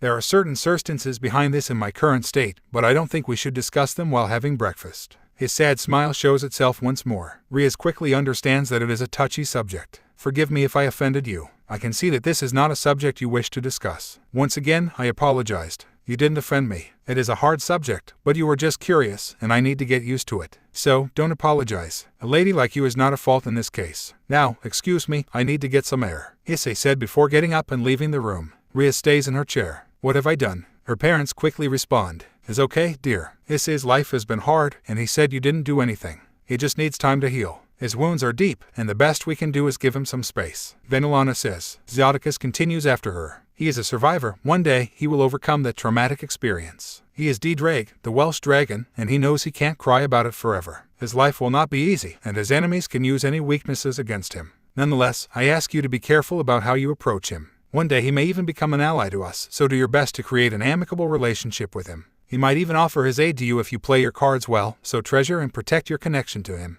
Rias reflects on her father's words. I will, father. I'll make sure to become his friend and ally. Maybe he can become a part of my peerage. I'll doubt that, my dear child. He is far too strong for any evil piece to work on him, so I advised you against it. So even if you used all of your pieces, you would never make him part of your peerage. After hearing what he did to the boosted gear, I can't imagine what effects he might have on the evil pieces if someone was dumb enough to use them on him. Ddraig says after thinking about it. Rias stays quiet and thinks about it for a moment. An idea was forming in her mind, and it might be the innocent mind of a child not thinking about the consequences, but she made a choice that would affect her whole future. The forbidden fruit is too tempting. Meanwhile, Ddraig and Grafia, the current leader of the Four Satans Alliance, and his wife walked through the halls of their home looking for their guest. The maids on the house had told them about the little event that had transpired during the breakfast, and Ddraig cursed himself for not being there to prevent it from happening.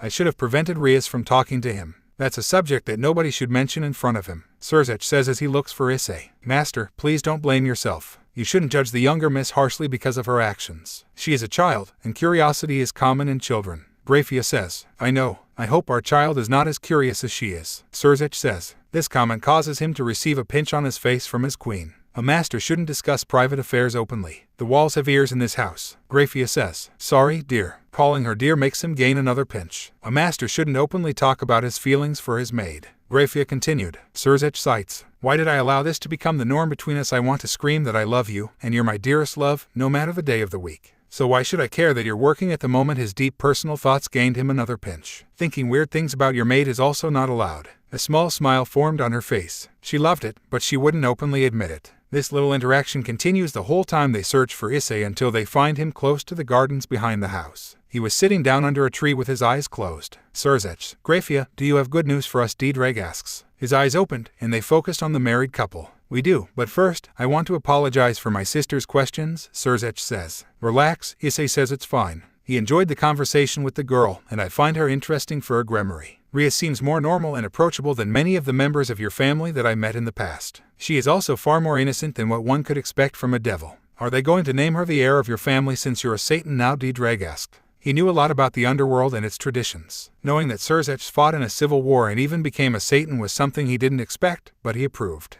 He despised the old Satans and had fought some of them more than once. That is a possible result. Unless my parents choose to have another child and ignore my sister, once it becomes official, she will explode in rage. Surzech admits. Marriage? Ddraig asks. Marriage. Once Rias becomes the heir of a family, marriage proposals are bound to appear. The members of the royal faction will also push Rias to get married to a pure devil from another family. I saved myself from my previous arranged marriage thanks to the war. Surzech says. What happened to your ex? Ddraig continues as the curiosity arises. She had a catastrophic accident with an ice attack. Grafia interferes. A shiver runs through both males' backs after hearing her saying that. Surzech could still hear the cries of his previous soon-to wife. He never thought he could ever fear a woman until he met Grafia. Ddraig decides to change the subject. Let's move on then. So, tell me about what you discovered about the Hayadu family. I found the location of their tombs, and regarding the house, there's only an empty lot. Nobody has bought it since the accident. Surzech says. But before Ddraig could say something else, Surzech interrupted him. We also found something else. As you might know, that city is under our control, and based on the information I collected, I found out that the fire wasn't normal. The reports say the team found residual power during the investigation 2 years ago.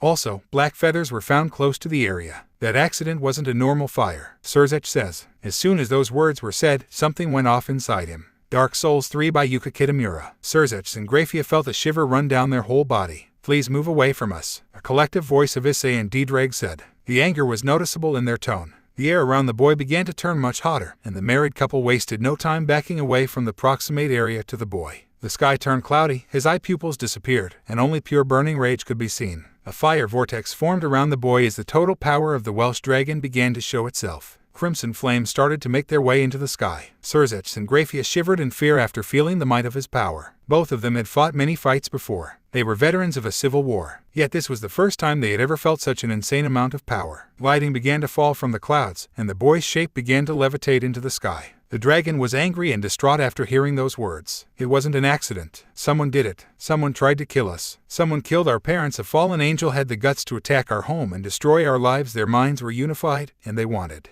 The boy transformed into the form of a dragon. Its massive size made it possible for everyone to see it from miles away, and the residents of Lilith screamed in fear after seeing it. His power was too much for many to endure. Thousands of devils began to fall to their knees after feeling its might, even if they weren't in the city or its immediate vicinity. Back on the surface, Surzech's POV. Surzech couldn't believe what he was seeing. He had heard the legends and read the records, but none could compare to what he saw. This is not the Ddraig of those legends. He is a completely different behemoth. Great Red, Off-Eyes, what were you thinking when you gave him a part of your power? Surzech asked as he saw the dragon flapping its wings. Surzech, what is his father was holding his sister as he approached them until he stopped in his tracks after seeing the behemoth. His mother was as shocked as him. Rias slowly turned her eyes toward the sky, and her heart beat even faster. Issei, is this you? She wasn't afraid of what she saw because she noticed the sadness in his eyes. Those eyes full of anger were also filled with sorrow. Before anyone could move a muscle, a certain pale blue-haired girl flew right into the face of the behemoth. Tiamat POV. She felt something had gone wrong. Maybe it was due to her connection to her mate or just her instincts, but as soon as she saw the cloudy skies, she knew what to do. She flew as fast as she could and arrived at the most crucial moment. Ddraig, Issei, tell me what happened. Why are you this angry? Who was the one that hurt you? She hugged the nose of the dragon. Fallen angels, the fire, their deaths. Their anger was far too strong to let them talk. He was about to go mad with rage. Are you sure about this? Who told you that? Tiamat asks as she continues to hug her mate. Surzech, the dragon replied. Understood, please wait for a second and don't move. I'm going to be right back. Tiamat descends and approaches the Grigori family. Surzech, is it true? Yes, I wouldn't lie, especially not to the Welsh dragon. Surzech says. Good, you and Grafia are coming with me. We have a visit to make. Tiamat says as she cracks her knuckles. Meanwhile, within the base of Grigori. When the residents of Grigori woke up that morning, nobody expected to feel Armageddon approaching. The sky had turned cloudy, and lighting started to strike every corner of the underworld. Although they lived far away from any devil territory, the members of Grigori could still feel the immense power that somebody within the devil's region possessed. Fallen angels moved back and forth within the base, trying to figure out what all of this meant, and Azazel, as was to be expected, was under heavy stress. Cocoon and his followers were still missing after a continuous search for them, and now he had to deal with a presence that even he feared. This can't be right. There is nothing with such presence in all of heaven, the underworld, and even earth. Only Great Red or Off-Eyes could have such presence, and I'm sure that is not Great Red. Azazel thought as he planned what to do. His office door was forcefully open as one light silver-haired girl entered. Aldrich, Devourer of Gods by Motoe Sakuraba. Azazel, what is this? Albion is screaming in anger within my mind. He keeps mentioning Ddraig for some reason. The girl said as she grabbed Azazel's hands. Albion, what does it said for him? The name of the second heavenly dragon. The fact that Cocoon had disappeared. All of it made sense to him. He didn't recognize Ddraig's presence at first because it was far too different than before. He could never forget the insane task it took to kill him. Another person entered the office. Azazel, come and look outside. You need to see this, Issei said. The three got out of the office and ran to the closest balcony. This can't be true. How can this be possible? Azazel told himself as his eyes saw it. His eyes couldn't believe what they were seeing. The girl who was also watching the behemoth almost fell to her knees. All the other fallen angels stopped what they were doing and just watched the behemoth that was getting closer to them. Azazel, what should we do? Issei asks his leader. Azazel grows quiet for a moment.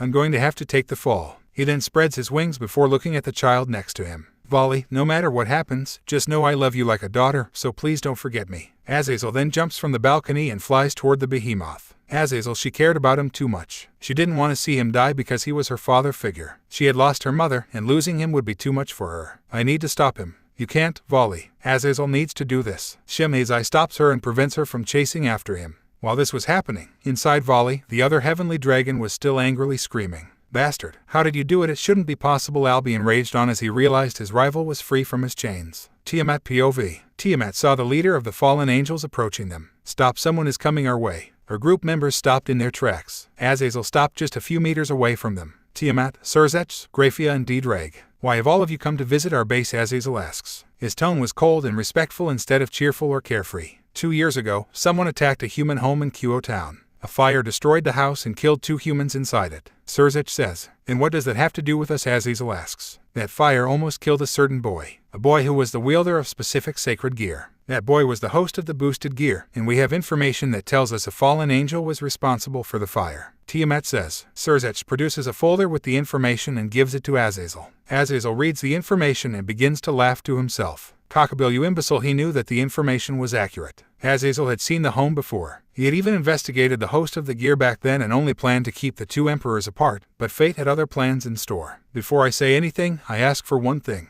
Please do not attack the base or its occupants. I will tell you everything, but please don't attack my people. Tiamat and the devils look at each other before she turns her sight toward her mate. Ddraig, can you hold it in? Azazel seems open to talking. The behemoth stays silent for a second before looking at the floating fortress not too far away. A large number of fallen angels were watching the exchange in fear. Ddraig could easily deny the request and open fire, but he chooses not to. I accept. Good. Azazel, talk now. Tiamat says. Azazel takes a deep breath before he starts. Almost 4 years ago, a girl was found in our territory. She is a hybrid between a devil and a human. She is the current host of the Dividing Gear. Her name is Lunafria Vali Lucifer, and she has been living under my care since then. As you might expect, I know what fate awaits Vali, so I decided to keep her away from her rival for as long as possible. I had started to develop an artifact many years ago, but with the arrival of Vali, I decided to finish the prototype much quicker than I initially planned. That artifact allowed me to track the location of most sacred gears. Tiamat's group seems to follow what he's saying. I used it to track down the booster gear, and after finding the host's home, I decided to put the artifact in my private vault. I just needed to know where the next Red Dragon Emperor was and nothing more, but someone else seemed to have other plans for that artifact. Back then, my fourth in command was Cocoon until 2 years ago. Then, somehow, he found his way into my vault, and I'm sure he was the one who attacked your home.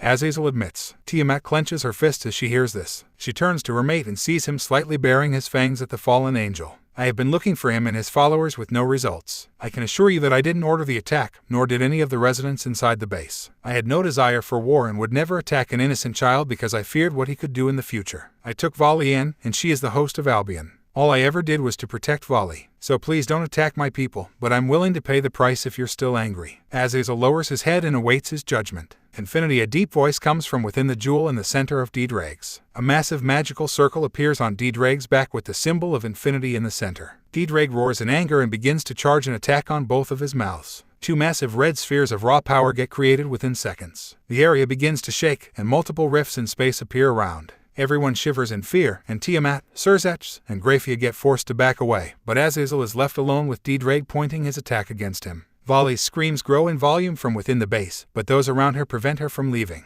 Azazel doesn't move or try to escape. Instead, he is ready to face the consequences for the sake of his people. The attack is then fully charged, and then Ddraig shoots it. A blinding light illuminates the area for many moments, and the massive shock waves caused by the attack are felt throughout the whole underworld and even beyond it. Everything goes quiet for several moments except for the cries of Vali. Azazel, she screams with all her strength. But then her eyes opened and see a miracle. Azazel was still alive right in front of Ddraig. The fallen angel leader lifts his head and looks at the sky on top of him. A massive rift in space was open due to the attack, and it was slowly closing down. He then looks at the dragon, which changes shape and goes back into a child. I forgive you, but I won't forgive Cocoon or anyone who follows him. If you ever hide him from me, I will come back for your head, and all of Grigori will face my wrath. Do you understand? Ddraig asks. I do. I will offer all of my resources for your vengeance in exchange for a treaty of no aggression with each other. Are you willing to accept this for the sake of putting this behind us? Azazel quickly asks after understanding what Ddraig wants. He couldn't save Cocoon, and he wasn't going to try, but he needed a way to prevent any possible events like this from ever happening to him again. Ddraig stays quiet for a moment while he thinks about what to do.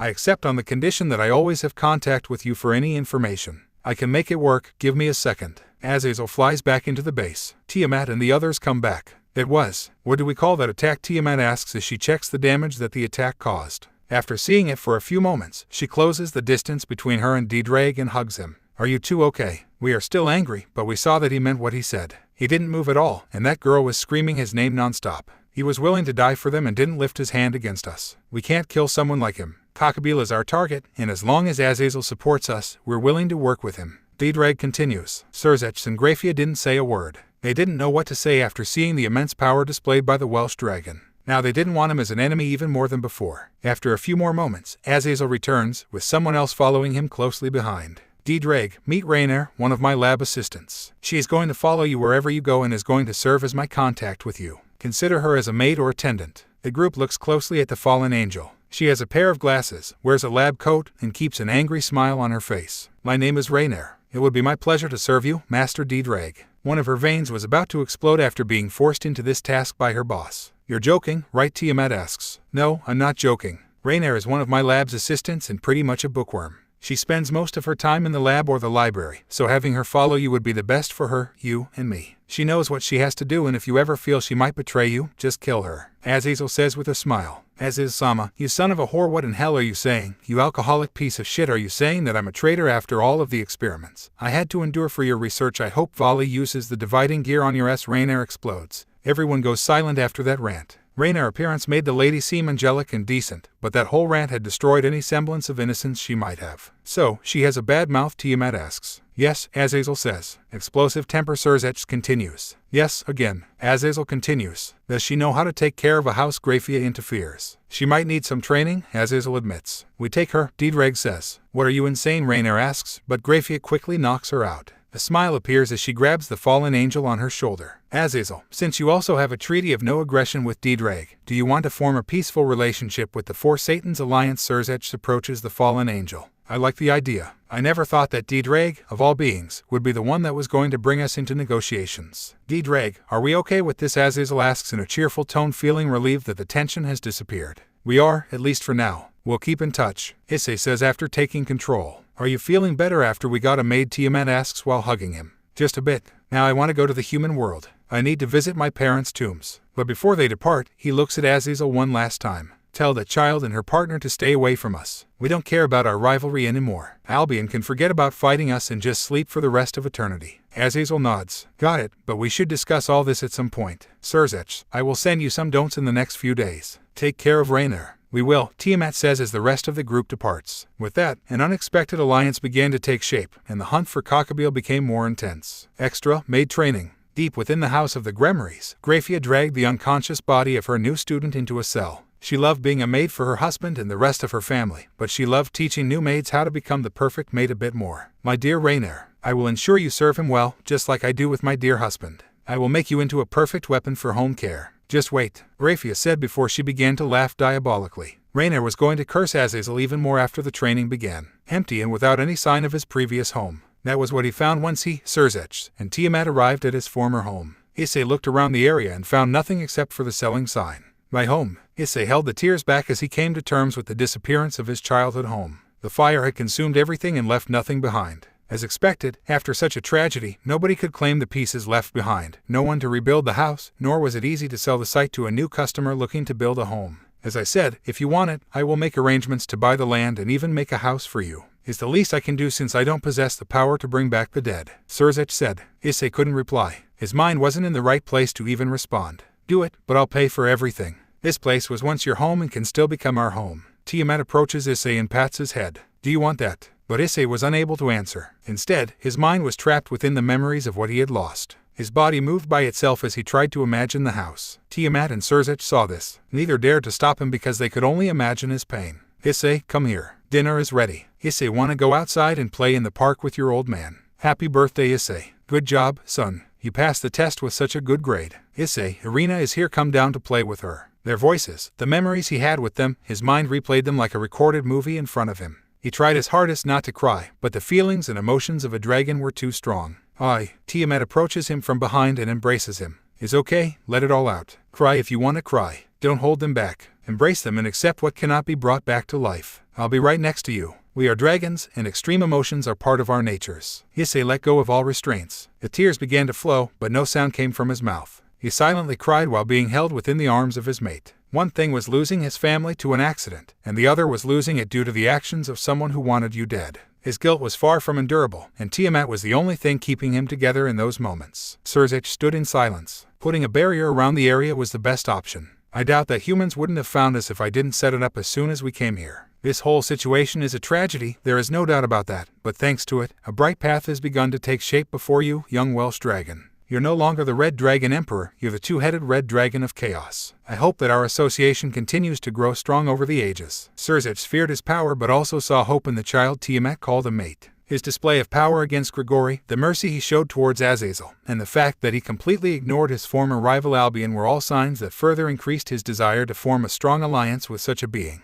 The time for war is gone, but having an ally like you is a plus that anyone would want. I'll never betray you, so let us support each other from now on, Welsh Dragon. Sirzich thought. Not too far from there, Alphys. She had felt his power and had seen what had taken place in the underworld with Azazel. Now she had seen the emotional moment between him and Tiamat. Great Red knows how to play matchmaker, but that is of no interest to me. You have met my initial expectations, Ddraig, but I know you can grow even more. So, our reunion is going to get delayed a bit more. My eyes are on you at all times. Keep growing stronger until we meet, Alphys said before leaving the area without being seen or felt by nobody. Sometime later, the cemetery. Words didn't need to be said. They had reached the family's tomb, and the atmosphere surrounding them had all the joy they could ever have. Here lies Mickey, Goro and Issei Hayaudu, a wonderful family that got taken away far too early. Issei read the inscription before he put his hand on the tomb. Around the tomb, there were many flowers and gifts, letters from his childhood friends and even some toys left for him. Issei remembered all the names on them, but one specific one caught his attention among all the letters. The dragon quickly picks it up and starts reading it. Issei, I know you aren't dead. You could never die and leave me alone in this world. Know that I will find you. I don't know what happened that night, but you can't be dead. I don't care how long I need to search for you or how far I need to go, but I will find you even if it takes me the rest of my life. If you ever read this letter, please meet me at the tree in the park on this date and time. I promise to come and wait the whole day, so please come to that place in the park. Remember that I love you with all my heart. Irina. At the end of the letter, there was a date and time. It was at least 9 years from now. Irina didn't write her current location or any clues that could tell him where to look for her. Irina, Issei said after reading the letter. Tiamat approaches him from the back after hearing the name. Is that a friend of yours? Issei gave her the letter. Tiamat started to read. After a few moments, she smiles. She cares about you if she's the only one who believes you are alive. Remember what I said about the harem, dear, this is what I meant. It is not weird for a male dragon to end up with many mates. Call it fate or just some weird coincidence, but more than once, a male dragon ends up surrounded by many females. Great Red is the only exception for obvious reasons, but you're not in the same position. You are no longer a prisoner inside the boosted gear, and it's already starting to happen. First me, then you got a fallen angel Maid, and now your childhood friend confessed her love for you. She loves you, although I don't know how she will react once she discovers that you're no longer human or the whole unification of souls. Her tone is a cheerful one.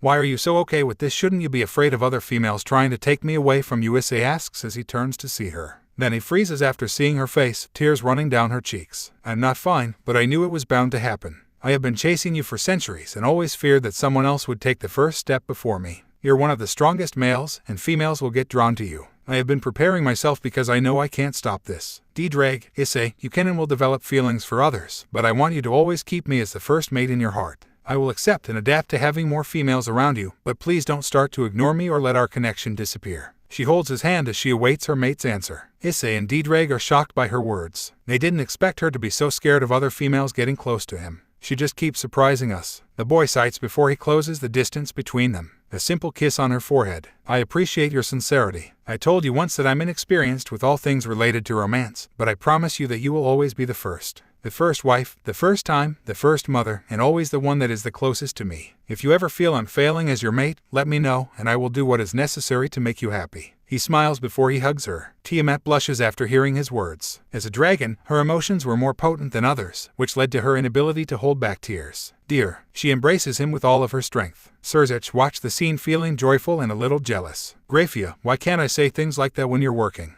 I want to demonstrate my love for you without any reservations. The hopeless Satan thought while faking a smile. Meanwhile, Grafia, Grigori residence basement. Grafia felt a disturbance in the Maid force, but she quickly shut it down after refocusing on her task. She held a rolled newspaper in each hand while Rainier backed away. Fear was the only thing in Rainier's eyes. You can't do this to me. I'm Rainier, one of the strongest fallen angels following Issei's sama. I don't care what that asshole said. I am not a maid or a servant, Rainier said, although she was shaking in fear. Rainier knew who Grafia was. The legends of Grafia had reached Grigori. Rainier remembers how Azazel sent an undercover team to confirm rumors about the devils and kept talking about a maid with no comparison after returning to Grigori. The Ice Queen and the strongest queen in all of the underworld, Grafia Lucifuge, who's also known as the head maid of the Grigori household. Shit, how can I escape this situation, Rainier thought as she looked around. She got forced to change into a black French maid uniform by Grafia, but she wasn't going to give in and follow the sick plans that the Welsh dragon and Azazel had for her. Rainier, you can't escape from me. I asked the Welsh dragon for 1 week to make you a perfect maid, and I will succeed.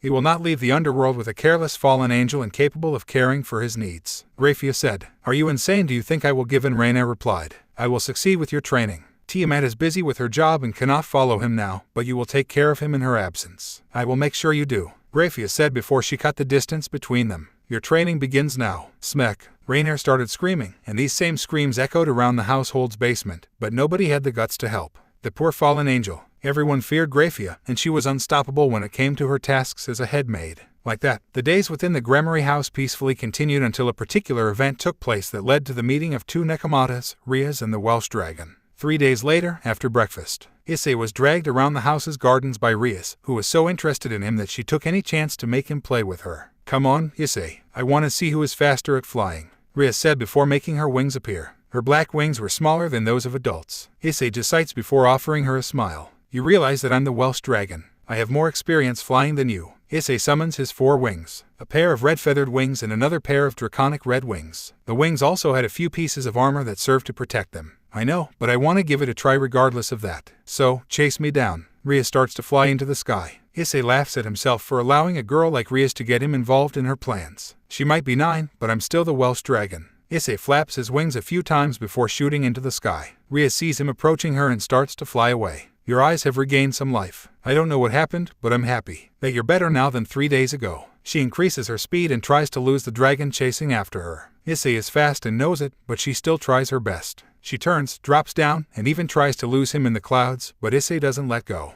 Even try, but we know the result, Issei says before he disappears from her sight. Rias looks around, but she doesn't see him. Instead, she tries to sense his power, but that doesn't work either. You are still young. Rias hears his voice behind her, but he's not there when she turns. You have the right mindset. Never fear any opponent, even if that opponent is stronger than you. Rias turns again, but the result is the same. But you also should always remember your limits. Rias heard the mixed voice of Issei and Ddraig right next to her right ear before she felt a pat on her head. You lose, but also remember that limits can be broken. Keep training. Rias looks at him, and his draconic eyes make her heart beat even faster. Your voice, are you going to fuse into one being? That's the goal. We are sharing a body, and our minds are almost one. Aren't you afraid to stop being yourself? What if the Issei I know disappears? What if Ddraig is the one that ends up biting the dust? Rias didn't fully understand the need for unification or the events that led to all of this, but she had begun to fear the possibility of one soul erasing the other. The boy smiles. That won't happen. We already shared memories, feelings, and ideas. The voice changes will stop one day, but regardless of which voice you hear after that, we are still going to be the same. Ddraig, Issei, the name and the voice won't matter. What matters is that we are still going to the same Welsh dragon that you met. So, don't stress yourself out. His eyes turn lighter and less draconic. Because I'm still the same. He pats her head once more, sees a smile forming on her face, and notices a slight blush. So even 10 years from now, you will still be my friend and ally? Rias asks. If you never betray me and continue to consider me your friend, I will always help and support you, Issei says. Then become part of my peerage. Rias summons a pawn from her evil pieces. I want you to stay with me. Not just because you're strong or the Welsh dragon, but because I believe I can entrust my life to you. Will you take this piece and become the first member of my peerage? Issei looks at the piece for a moment before he says something. I can't do that. You know what I am. Just one piece won't be enough, and I have plans. I can't be with you forever. Rias lowers her head, and her face saddens. But I don't know if I will find someone I can trust as I do with you. You will. Many humans, creatures, and others who can join your peerage are out there. You just have to go out and look for them. Let's do this. Issei grabs the pawn piece in his hand. If you ever found yourself in trouble and even your whole peerage is not enough, this piece will serve as a way to let me know that you're in trouble. No matter the place or the time, I will keep it with me at all times just to ensure that I'm always connected to you. Although not officially, I'm the first member of your peerage, so smile for me, my king. Rias's eyes shine even brighter after hearing those words. Her body moves on her own, and she begins to hug him. Thank you, Issei, thank you so much. She even kissed him on the cheek. Issei looks at the piece once more before he puts it away in his pocket dimension. He had read about the evil pieces and the system Ajuka had implemented. He also knew that Tiamat works as a referee for ranking games. Don't join any peerage. You got blessed with the powers of Great Red and Off-Ice. You're also a heavenly dragon. Ajuka has told me how dangerous it would be if someone used an evil piece on you. Absorbing an evil piece can lead to all the other pieces in the set being affected in ways we can't even imagine. It could also lead to the death of the owner of the set and the other peerage members, so please don't do something stupid. Tiamat said just before she left the day before. Ajuka was the creator of the evil pieces. If he advised against it, there had to be a reason. He didn't intend to mess with the evil pieces, but because Rias was so sincere and approachable, he was willing to entertain her desire. Then, the appearance of one butler shot down their small private moment. Mr. Welsh, Surzach-sama is asking for your presence. The butler says as he bows. Rias separates from Issei. Nesama needs you. Let's go. My lady, but the butler was shot down by Rias. I want to know why Nesama needs Issei. He is not a devil and is a guest of our family. Rias says. She wanted to show Issei that she wasn't just the princess of the family but also a devil capable of making her own decisions. Issei laughs. Let's go then. Let's see what your brother has to say. Moments later, Surzach's office. Rias, I love you, but this is a private affair. Surzach says. You promise you wouldn't ask him anything? Rias replies. This is a troublesome case, and all of the agents I have sent have been unable to resolve the issue. Surzach continues. Ddraig, I know you owe me nothing, but I want to prevent more lost lives. I need you because I trust your abilities. The boy was sitting down on one of the chairs. He had been hearing the whole discussion between siblings for at least 10 minutes, and he was still unsure what this was all about. First, tell me everything we know. Rias, Surzach tries but, no, I will not leave. Rias says. Surzach cites in desperation before giving up. Is a stray devil case, a Nekomata to be precise. She killed her master and ran away. Our teams chased her for at least a week, and the last team returned severely injured. She has become quite a troublesome target. She has a sister, but she has given us no information. We only know that she killed her master and ran away. We have tracked her down to a specific area, but she is getting close to leaving the underworld. I need you to capture her to figure out what happened. So, no killing her? Ddraig asks. No, I have learned that there is more than just simple killing. That Nekomata has a sister and doing something like killing her master without reason is not something I can believe. If she escapes, the blame will fall on her sister. The other devils will consider her as guilty as her. She will be marked, and nobody will possibly take her into their family. I need answers so that I can figure out what happened. Surzach explains. Whereas the younger sister Ddraig stands up after making a choice. I need to see her myself. Are you going to do it? Rias asks. Maybe. I just want to talk to the younger one before I do anything. Also, tell me the sisters' names. Ddraig says. The younger sister is called Shirone. She is the one in the cells below the city. The older one is called Kuroka, and her location is. I don't need her location. The younger sister is enough. If I'm doing this, I want full freedom to act and expect me to ask for payment. None of this was a part of our agreement, so don't expect me to do it for the sake of goodwill. Ddraig looks at the red-headed Satan. I understand. Just bring Kuroka alive, and we can figure out the payment afterward. Thank you for your collaboration. Surzach nods. I'm also taking Rias with me. Ddraig looks at the princess of the Grigori family. You want a peerage, but you also need to understand what makes a follower turn against their leader. Follow my orders at all moments. Rias looks at him, completely surprised. She didn't expect that he would bring her along without asking. Let's do this. Surzach doesn't say anything against him. Instead, he found the suggestion very thoughtful. This will certainly be a helpful experience for her. Sometime later, while the city's surface looked enjoyable and decent, the area below differed. The place was dark, full of cells with hundreds of prisoners. Some were stray devils awaiting a trial, others were prisoners from the previous war, and some were enemies of the devils that had lost the fight but, instead of getting killed, had been brought down here as a punishment.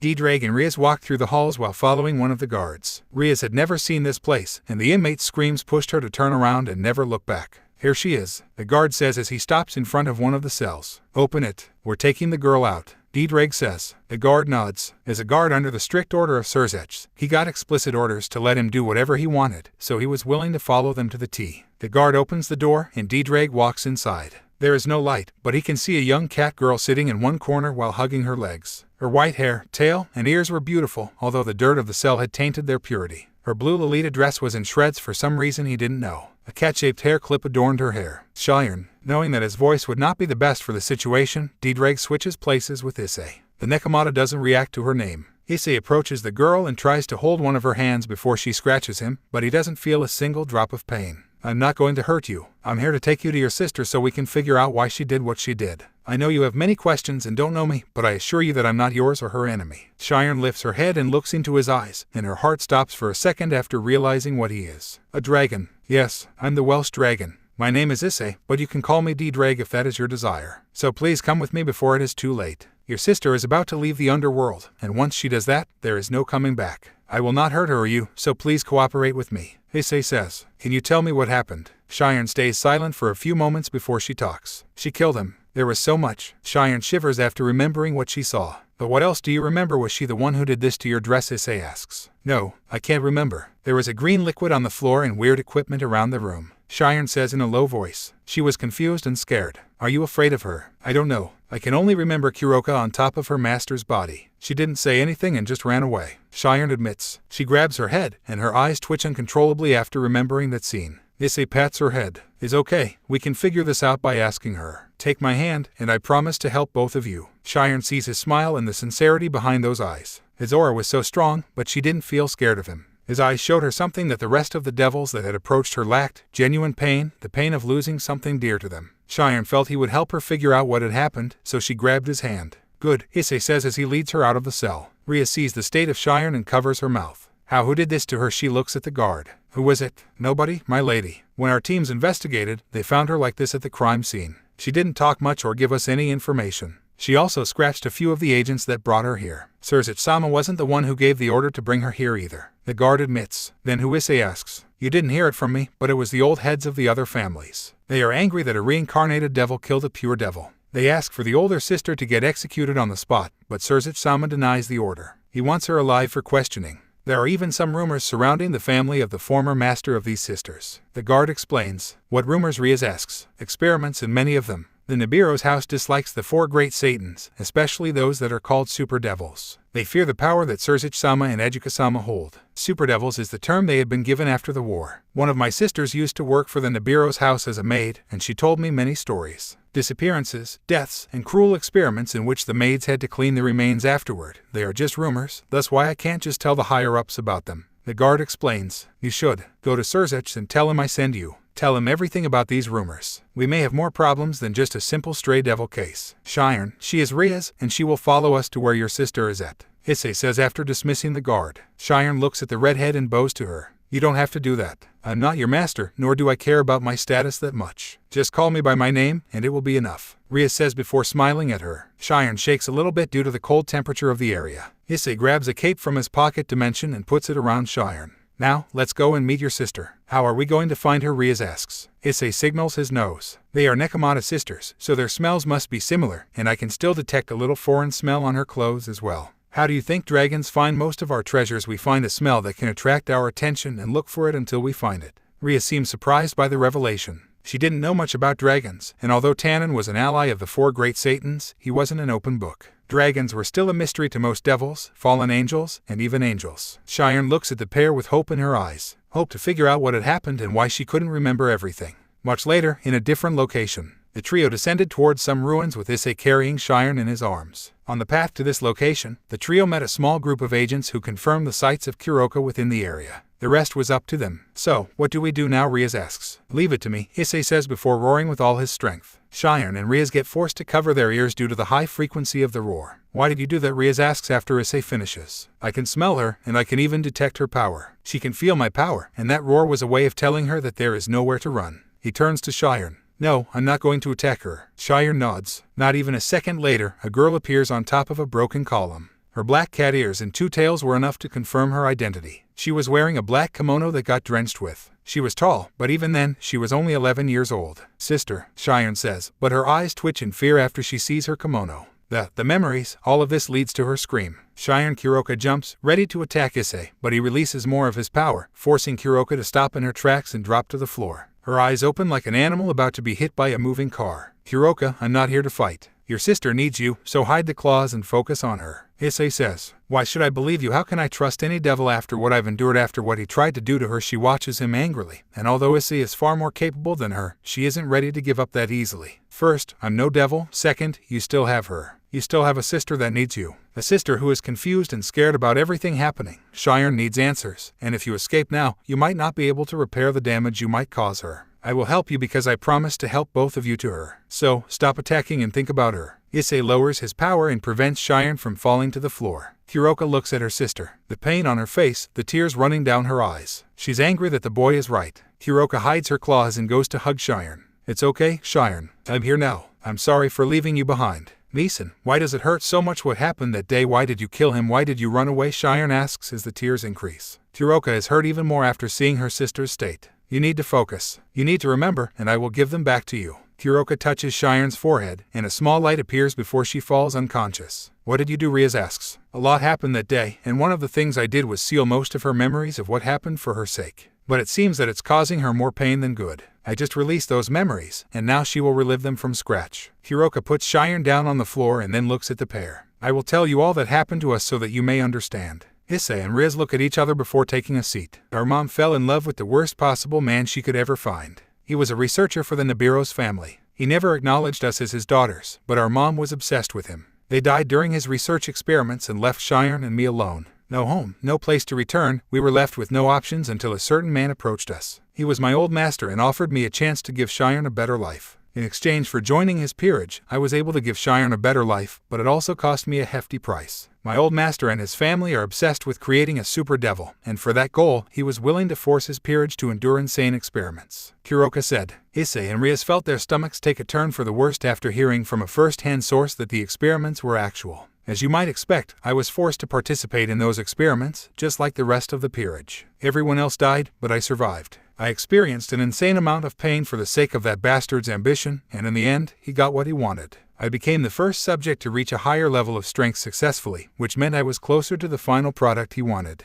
The process was horrendous. I cried, screamed, and even wished for the sweet release of death, but I still survived. The bastard was happy and very excited about it, but I asked him one simple thing. Not to do the same to her, Issei said after connecting the dots. Kuroka nods. Yes, he promised me that Shirone would be left alone, but he lied to me. That day I found him in the lab, already forcing her through the same hell I had endured. He had forced her into one of the test tanks and forced her to do that insane procedure. After I saw that, I just lost control. I killed him in cold and rescued Shirone from the tank. She had experienced just the initial part of the procedure, but I could tell she had experienced insane amounts of pain. I didn't know what else to do, so I acted in the heat of the moment. I sealed those memories, but when she opened her eyes and saw me, she was shocked. She asked me questions and saw me in a whole different way. I was a monster in her eyes, and I couldn't take it, so I ran. I knew that everyone would come for me after they found the body, so I was ready to leave the underworld behind. What were you going to do after that? Issei asks. He was curious about what sort of plan someone like her would have after escaping the underworld. I don't know. I just needed to survive before I could choose how to proceed.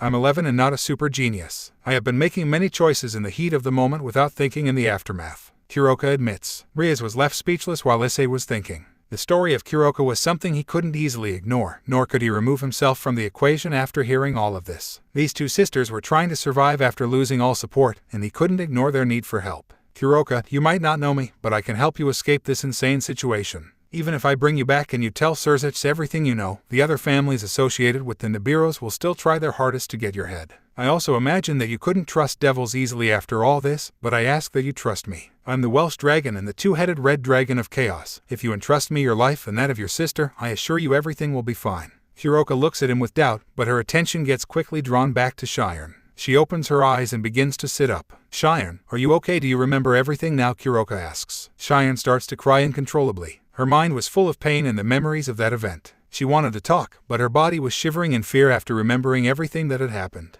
Kuroka can only hug her. She couldn't protect her sister from that bastard, and now she was almost in pieces. Then things take a turn for the worst. Shirone started to cough. Shirone Kuroka saw that and her mind started to fear the worst. What is this? The coughing increased, she started to lose consciousness, and her breathing became more erratic. Shirone, please don't close your eyes, Kuroka said. Issei, what is happening? Rias asked. Kuroka, you said that she had experienced the initial part of the procedure, Issei said as he looked at the white-haired girl. Kuroka goes silent as she connects the dots. No, not her, not my sister. Issei hears how her heartbeat starts to decrease. That young bastard, he knew the process was likely meant to be used on a reincarnated devil, and he still forced a Nekomata to endure this insane process. Although it was only the initial part, its effects must have been slowly developing since that day. Issei thinks about what to do for a few seconds, and then he makes a choice he doesn't want to make after hearing the story of the sisters. Rias, the evil pieces. Now, Rias looks at him, and then she understands his plan. Kuroka sees what Rias is doing, and she connects the dots. She wasn't happy about this, but she didn't know any other way out. Do it. Please save her. Rias nods and takes out a rook piece. I hope this works. Time seemed to slow down for everyone as Rias forces the piece into Shirene's. Everyone stops breathing as the rebirth process starts to take place. A few moments go by when nobody says or does anything until Shirone starts breathing normally. Issei sighs and watches how Kuroka breaks into tears while holding Shirone. Rias drops next to him and rests her head on his arm, and they have overcome a catastrophe. Nonetheless, the result would be completely different if he had not brought Rias and Shirone. Sometime later, Surzech's office. Kuroka had told him everything, and Surzech was now deep in thought.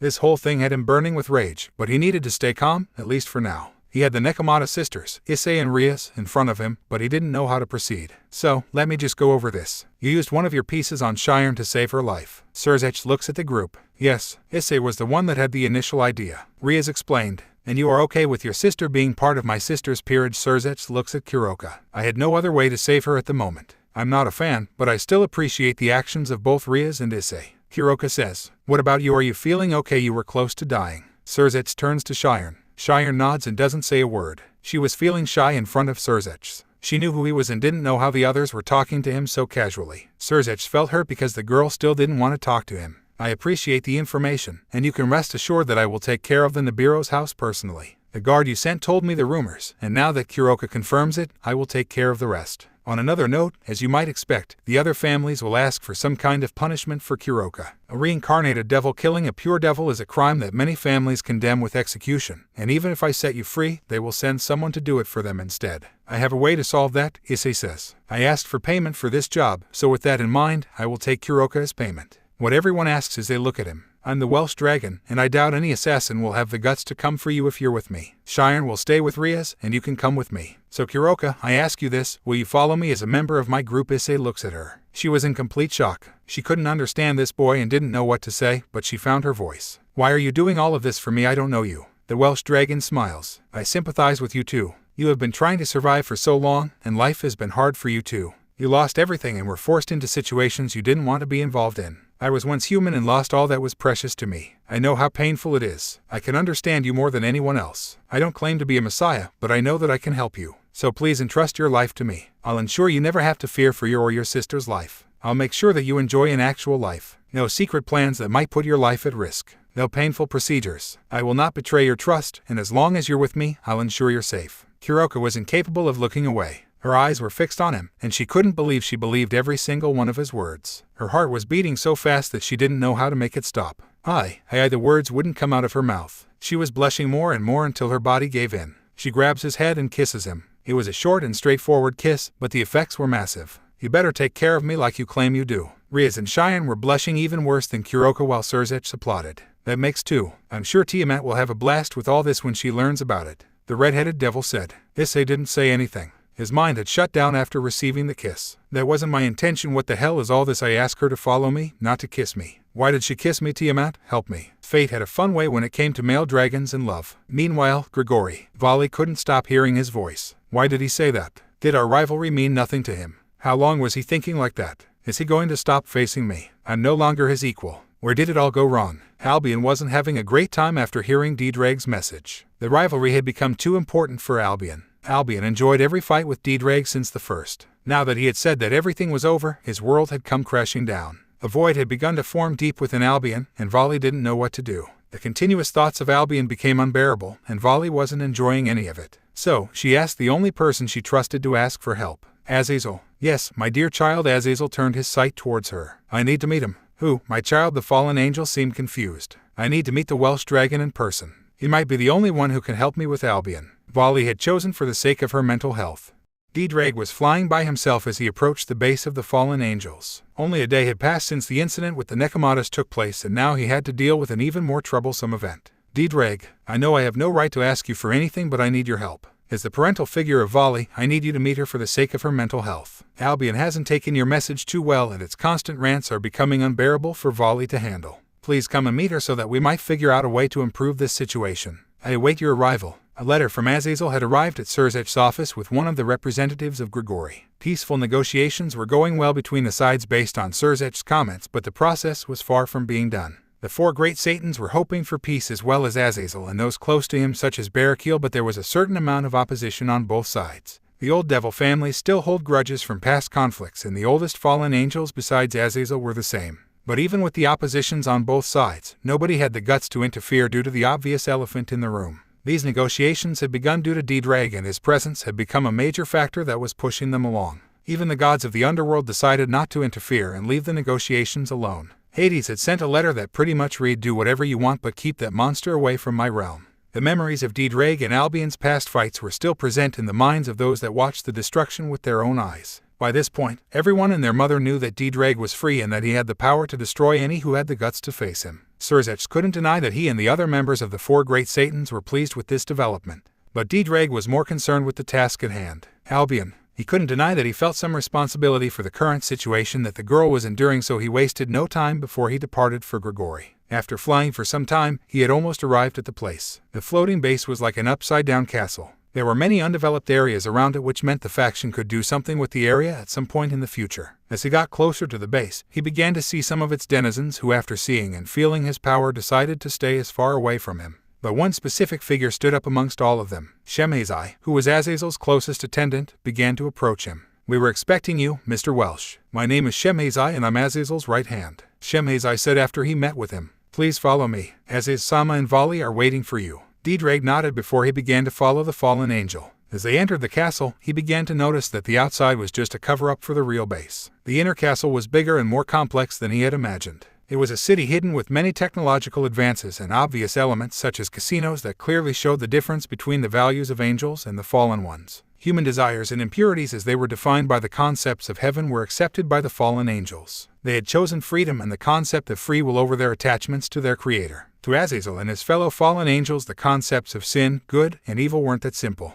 They saw and learned more through their ability to think freely than those that still lived in heaven. "Mr. Welsh, may I ask a question?" Shemhazai asked. "You don't have to be so formal, but go ahead," Ddraig said. "If that's what you want." "How is the bookworm doing?" Shemhazai asked. His formal tone was lost within seconds. "Grafia is still training her. I have heard her screams, but Grafia hasn't let me see how she is doing. She says that her training is going well, but her bad mouth might not disappear in the end. I have no worries about the result based on what Grafia had said. I even prefer that she keeps that bad mouth of hers. I'm not too into formalities or blind followers. I like loyalty, but I also like someone that can say what they think without holding back." Ddraig admits, "I understand and appreciate your answer. We have been trying to get her to get out and see what's outside, but she is too attached to reading books. That bad mouth of hers and explosive attitude were also major problems for us, although we can't deny that we enjoy it from time to time. Please take care of her, but if she ever betrays your trust, you're free to eliminate her on the spot. We are still dealing with the aftermath of Cocoon's betrayal, and if another one of us decides to do the same, we might not be as forgiving as before. So, keep that in mind, and once again I apologize for the actions that were taken against your family. Azazel is tired of conflicts and he doesn't want any wars unless it is to protect his people. As his right hand, I can assure you that child killing is not among his actions," Shemhazai says. Ddraig looks at him but finds no sign of lies. "I have forgiven him already, so you can relax. As long as the treaty between us is held by both sides, we can put this issue behind us. He didn't pull the trigger, but Cocoon did, so you can expect no mercy for him or his followers once I find them." Shemhazai nods. "I expect none for them. You can do as you please with all of them, but if you do capture one of them alive, please do keep into consideration that we provide methods of punishment that last for eternity." A creepy smile forms on his face. "Death is too good for some of them. No taken. Trust me, Cocoon is going to wish he had never touched that artifact that night." Both began to laugh sinisterly after their minds began to run wild with ideas of possible punishments for Cocoon.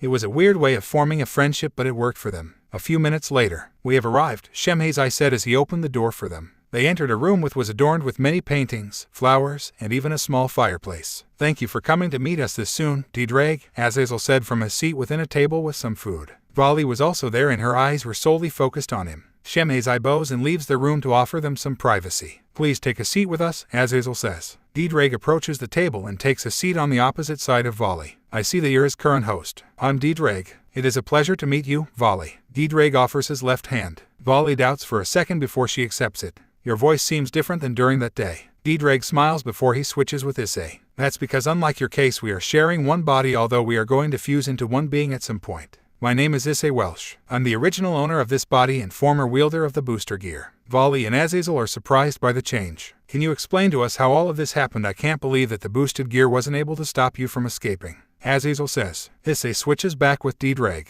Albion, are you there? Vali's right arm transforms into the dividing gear. You came. The voice of Albion is heard. His tone is somber. Good. Do you remember our last fight? Yes, it was almost 100 years ago. We were fighting during a storm. Yes, we did. Do you remember the name of your former partner? Cassius was his name. Mine was Mikhail. Do you remember what happened during the fight? Every detail. Like all our other fights before. Where are you trying to get to? What happened to both of our previous partners? Albion stays quiet for a moment before he answers. They lost themselves, went mad. They were so absorbed into our rivalry that they forgot themselves even without the use of the Juggernaut drive. Yes, exactly that. Mikhail had a pregnant lover waiting for him, but he went mad during that fight and forgot even his own name. He was no longer able to return to her or that child. So, I made a choice during that fight. I gave up and stopped boosting him. I allowed you and Cassius to finish us with that attack. It wasn't my plan, but that attack caused enough damage to the gear which allowed me to escape my seal 2 years ago during the fire that was about to kill my current partner. You are the cause behind my freedom and I thank you for that, but I can't continue with this rivalry. Why? Because of that previous host. This is not the first time that a host goes mad due to the sacred gears. And that's the problem.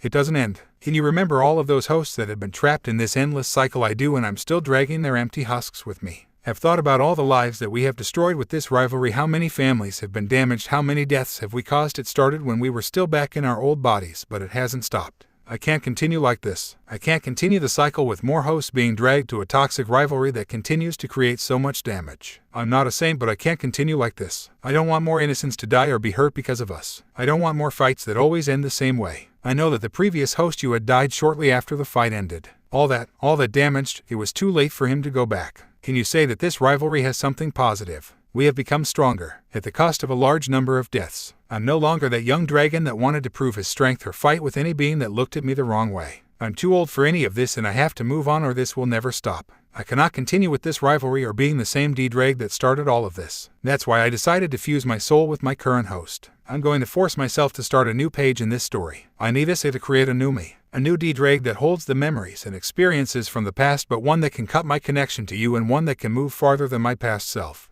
No more Red Dragon Emperor, no more cycle of husks. I destroyed the boosted gear and now I'm going to fully change the present me. I need to be a better Welsh dragon and eliminate the Red Dragon Emperor that continues to face the White Dragon Emperor. You're my equal, but I'm choosing to move on without you. Ddraig said. You can't do this to me. You're my rival. The only one that was immune to my poison is you. The only one that was able to match me is you. You're the one that approached me and started our rivalry. When I was alone due to my poison, you brought light into my existence. You can't leave me behind. Albion says, but then he feels the last nail in the coffin. Crimson flames that can even kill gods. A power that was sealed away when the rivalry began. I already did, Albion. I understand what our rivalry means to you because we are equals, but I can't do this anymore. I started this and I'm the one ending it. The day that Issei Hayatu died, it was the same day that the Red Dragon Emperor did as well. You need to reflect on us, our past, our sins, and begin to move on toward a future without our rivalry. Your current host is a blank slate that lacks any attachment to this rivalry, so alongside her find a new path for yourself. If you ever need my advice, you can always find me, but as of this moment, we are no longer rivals. This is the end of the cycle for us. The blue jewel on Vali's vanishing gear went dark. She couldn't hear Albion anymore. Is this okay? Is he going to be fine? Vali asks. She felt worried about her partner. I trust that he will. He needs time to reflect, and as my equal, he will find a way to move on just like I did. If either of you needs help or someone to talk to, you can always look for me. I don't consider you as my enemy, and I hope that you never become my enemy. Azazel knows very well that what I said is true. He has been alive for a long time and has seen this rivalry since its beginning. So please think twice before choosing a path similar to the previous hosts. The power of the gear is dangerous, and the Juggernaut drive is a power you shouldn't use. You can become strong, but don't let yourself be consumed by the power of the gear. There is no Red Dragon Emperor left, so I pray that this can allow the husks trapped within the vanishing gear some type of releasement.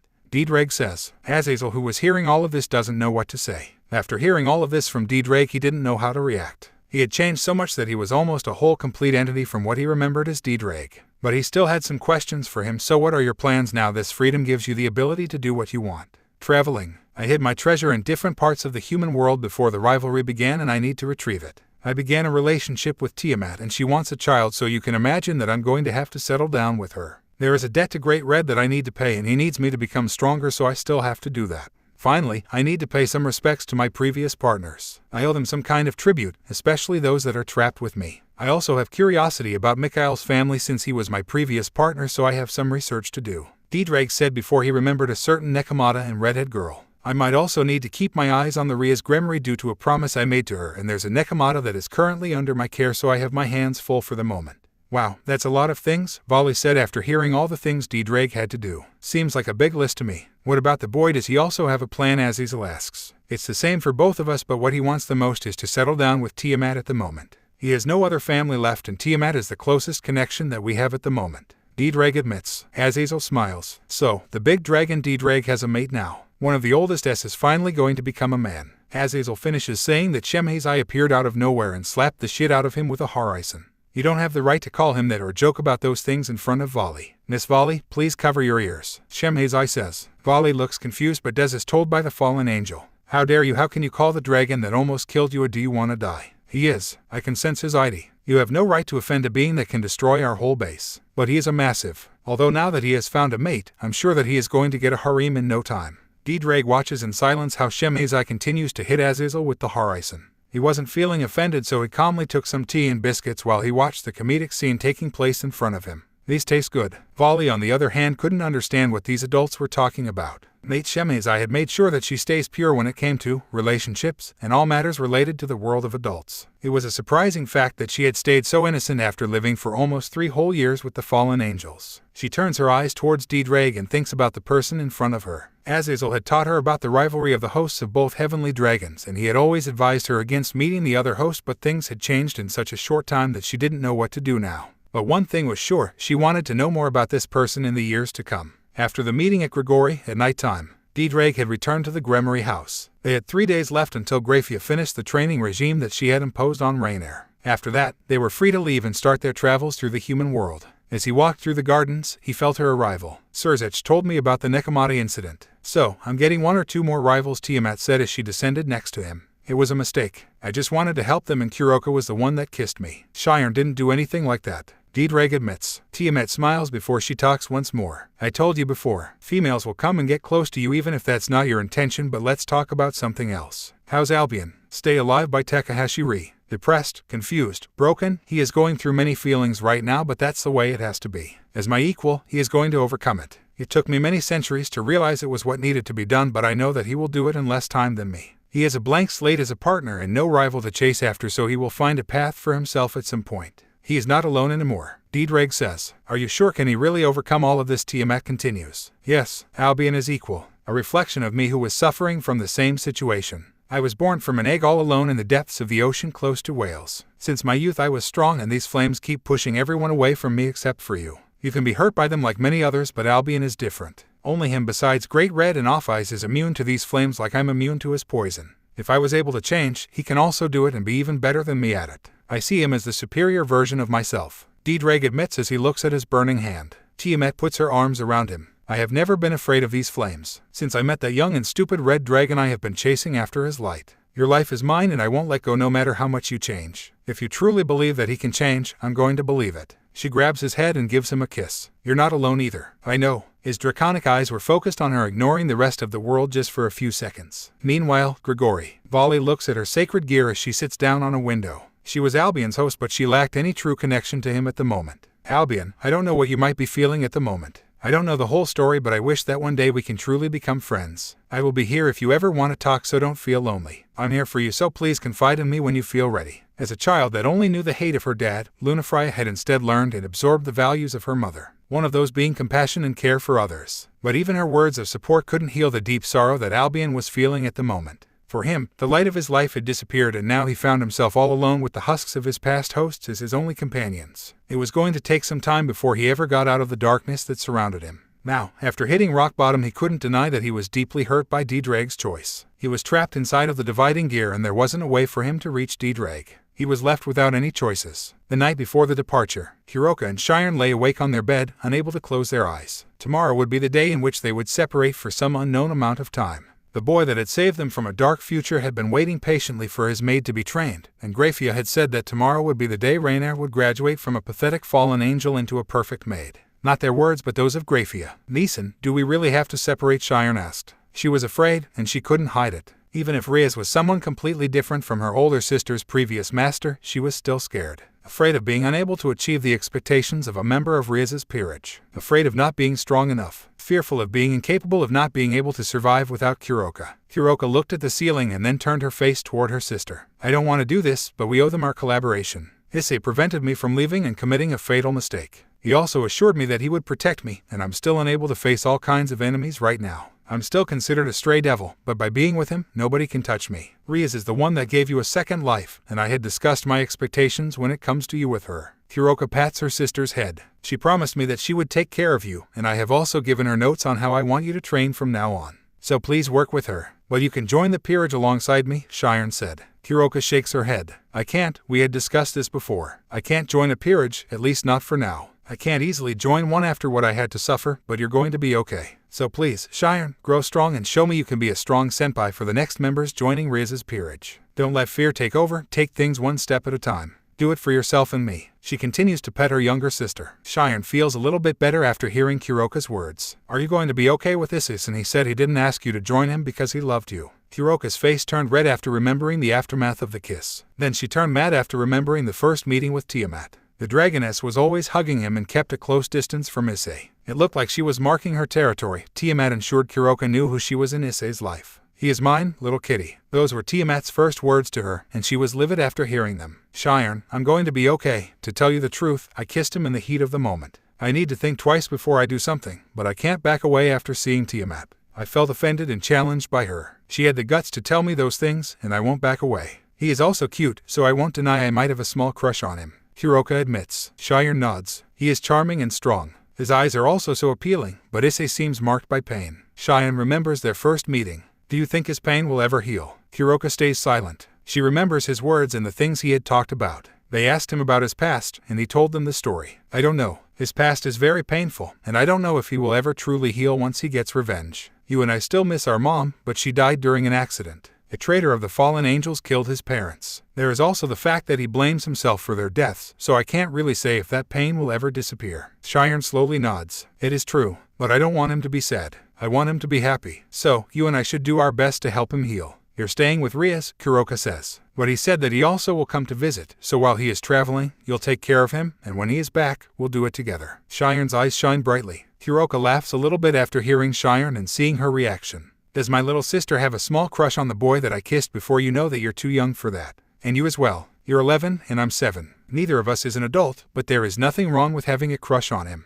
Once we grow up, then we can try to win his heart together, Shirone says proudly. Kuroka smiles at her younger sister's antics. Let's go to sleep. We can talk about crushes and love at another time. Shirone nods, and they sleep after feeling more relieved, thanks to their talk. The next morning, Issei didn't know what to say after seeing Rainier. Her French maid costume looked great, but her face was killing the whole appeal of the image one would have of a maid. Rainier is ready to follow your orders. Well, Sama, Rainier said with an angry face. She was trying to smile but still burning with rage after being forced to endure Grafia's training regime. Please stop forcing yourself to smile, and you can drop the formalities. I'm sorry. I know we took the joke too far, but I needed to know that Grafia could train you and assure me that you won't betray me. I can't just trust a fallen angel that easily after learning that one was the cause of my parents' deaths. Issei explains. Rainier is fuming, but after hearing his explanation, she calms down. I understand, well, Sama. Formalities. This is the best I can do besides blaming my teacher for this change. She has smushed me to a pulp, and I don't know how to shut it off. Anyways, I understand your insecurities. The alcoholic asshole Sama chose me because he trusts me, and I also asked Grafia for something extra to prove my determination to follow you as an ally.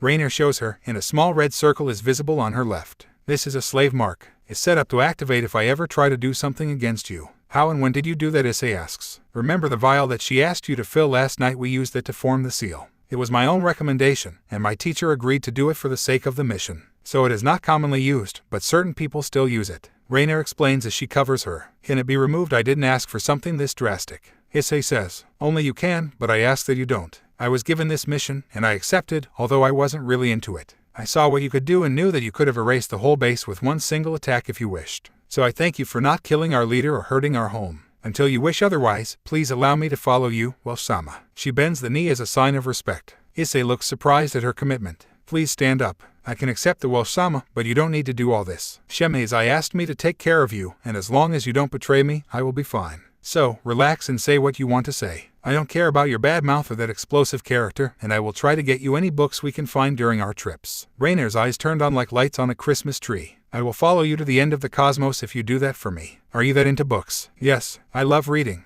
Novels, history books, fantasy books, the more words, the better. Rainer says. Her eyes were shining so much. Issei scratches his head. Why did you fall from heaven in the first place? Prohibit books such as love novels, cursed grimoires, and other materials. Issei couldn't believe it. When we return to Japan, I will buy you a collection of love novels, so please stay away from any cursed books. I don't want to deal with a sealed monster or an ancient curse. Not even a little bit. No, unless it is indispensable, I prohibit you from touching or opening any cursed books. Understood. Your orders are my commands, well-sama. She slaps herself angrily after realizing she is talking like a maid again. Grafia really made you into a maid. She did. I never knew that a newspaper could become the most painful experience I could ever feel. She shivers after remembering the first day of training. Well, they are waiting for us. It's time for us to depart, Issei says before he approaches the door alongside Rainer. Outside of the Grimory house. Now that the trio was together, they just had to say goodbye to the Grimory family, at least for now. Please take care. A house in Kyoto will be ready in 2 weeks, so by the time you return, it will be ready for you to take the keys. We'll let you know if we find Cocoon or get any information. Surzech says. Got it. Thanks again for everything.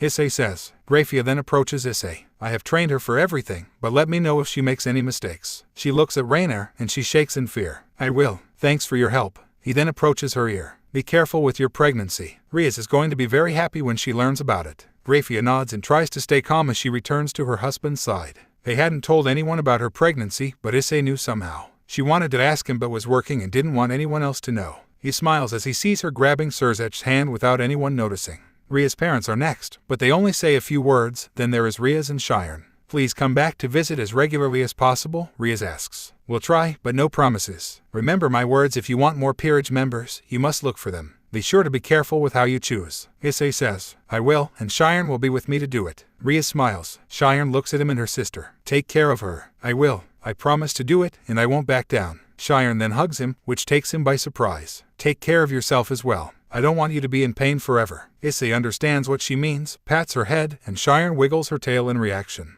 I'll try not to. Be strong. She releases him, and Issei creates a teletransportation circle with the emblem of Ddraig. Tiamat was working at the moment, and she had said what she needed to say the night before. With nothing left to say, they depart, leaving the home of the Grimories behind. Location, southeast region of Wales. The trio reappears near the coast in a deserted area. Where are we? Kuroka asks. Wales, specifically the southeast region. Some of my treasure is at the bottom of the ocean in that direction. Do any of you have a problem with swimming? Issei asks. Why don't we just use teletransportation to reach the exact location? Rainer asks. I secured that underwater cave with many runes to prevent anyone from getting to the treasure unless they could swim to that depth. So, magic won't do. It is where I hatched from the egg, so it's a special place for me. Ddraig takes over. Kuroka cites. No way out then, at least we can hold our breaths for a long time. We do, but the pressure will surely be uncomfortable even for us too. Do you really want to do this? He looks at Kuroka. I want to see the place, and staying here might be risky, Kuroka says as she ties her hair into a ponytail. Got it. Rainer activates the spell for the two of them. Should we do this naked? Kuroka blushes. I don't really want to do that. We can dry our clothes afterward.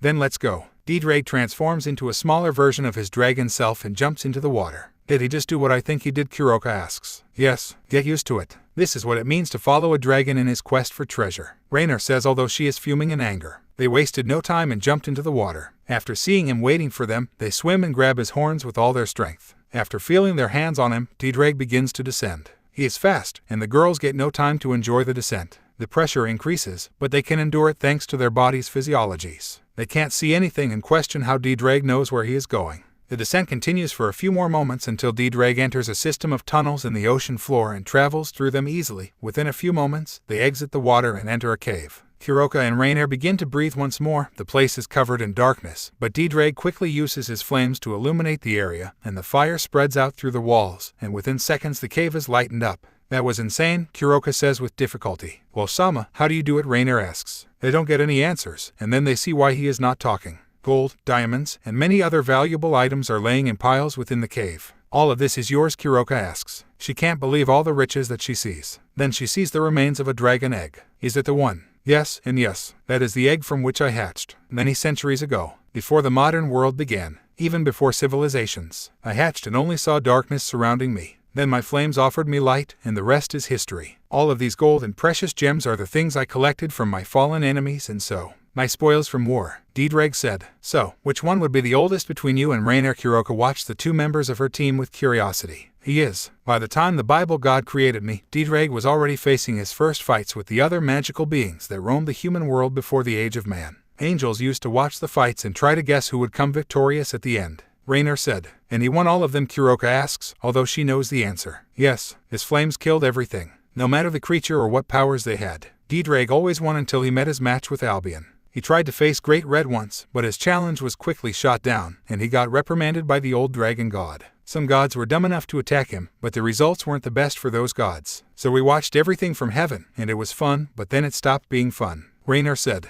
Once the rivalry with Albion began, things got more serious, and it also matched the time when the Age of Man began. We were given our titles as Heavenly Dragons by Great Red during that time, and not too long after that, we started to be called the Dragon Emperors by the different factions. Ddraig continues to explain. The fights in the realm of the dead, I read about those. Why did you choose that place to fight? Kuroka asked. We dragons don't like to fight close to the places in which we rest. The human world was out of limits after our powers became too strong. It was also due to the recommendation of the other dragons, such as Vritra, before he got sealed. But I think that's enough history lessons for one day, Ddraig said after feeling that he had forgotten his task. Wait, one more question. Do you know who your parents were? All dragons needed to come from somewhere. Kuroka couldn't stop her curiosity from coming to the surface. No idea. Albion, Tiamat, Vritra, and all the other great dragons from legends just hatched from eggs in different parts of the human world. No parents nor guiding if you don't count Great Red or Gaia. He claims he is not our father or creator, and Ophis is out of the question as well, but I have the feeling that he is hiding more than what he says he knows. Ddraig says, the biblical God didn't do it either. He created humans, and many other creatures alongside the other gods, but dragons are a whole different can of worms. Nobody has the full story, nor do we try to figure it out.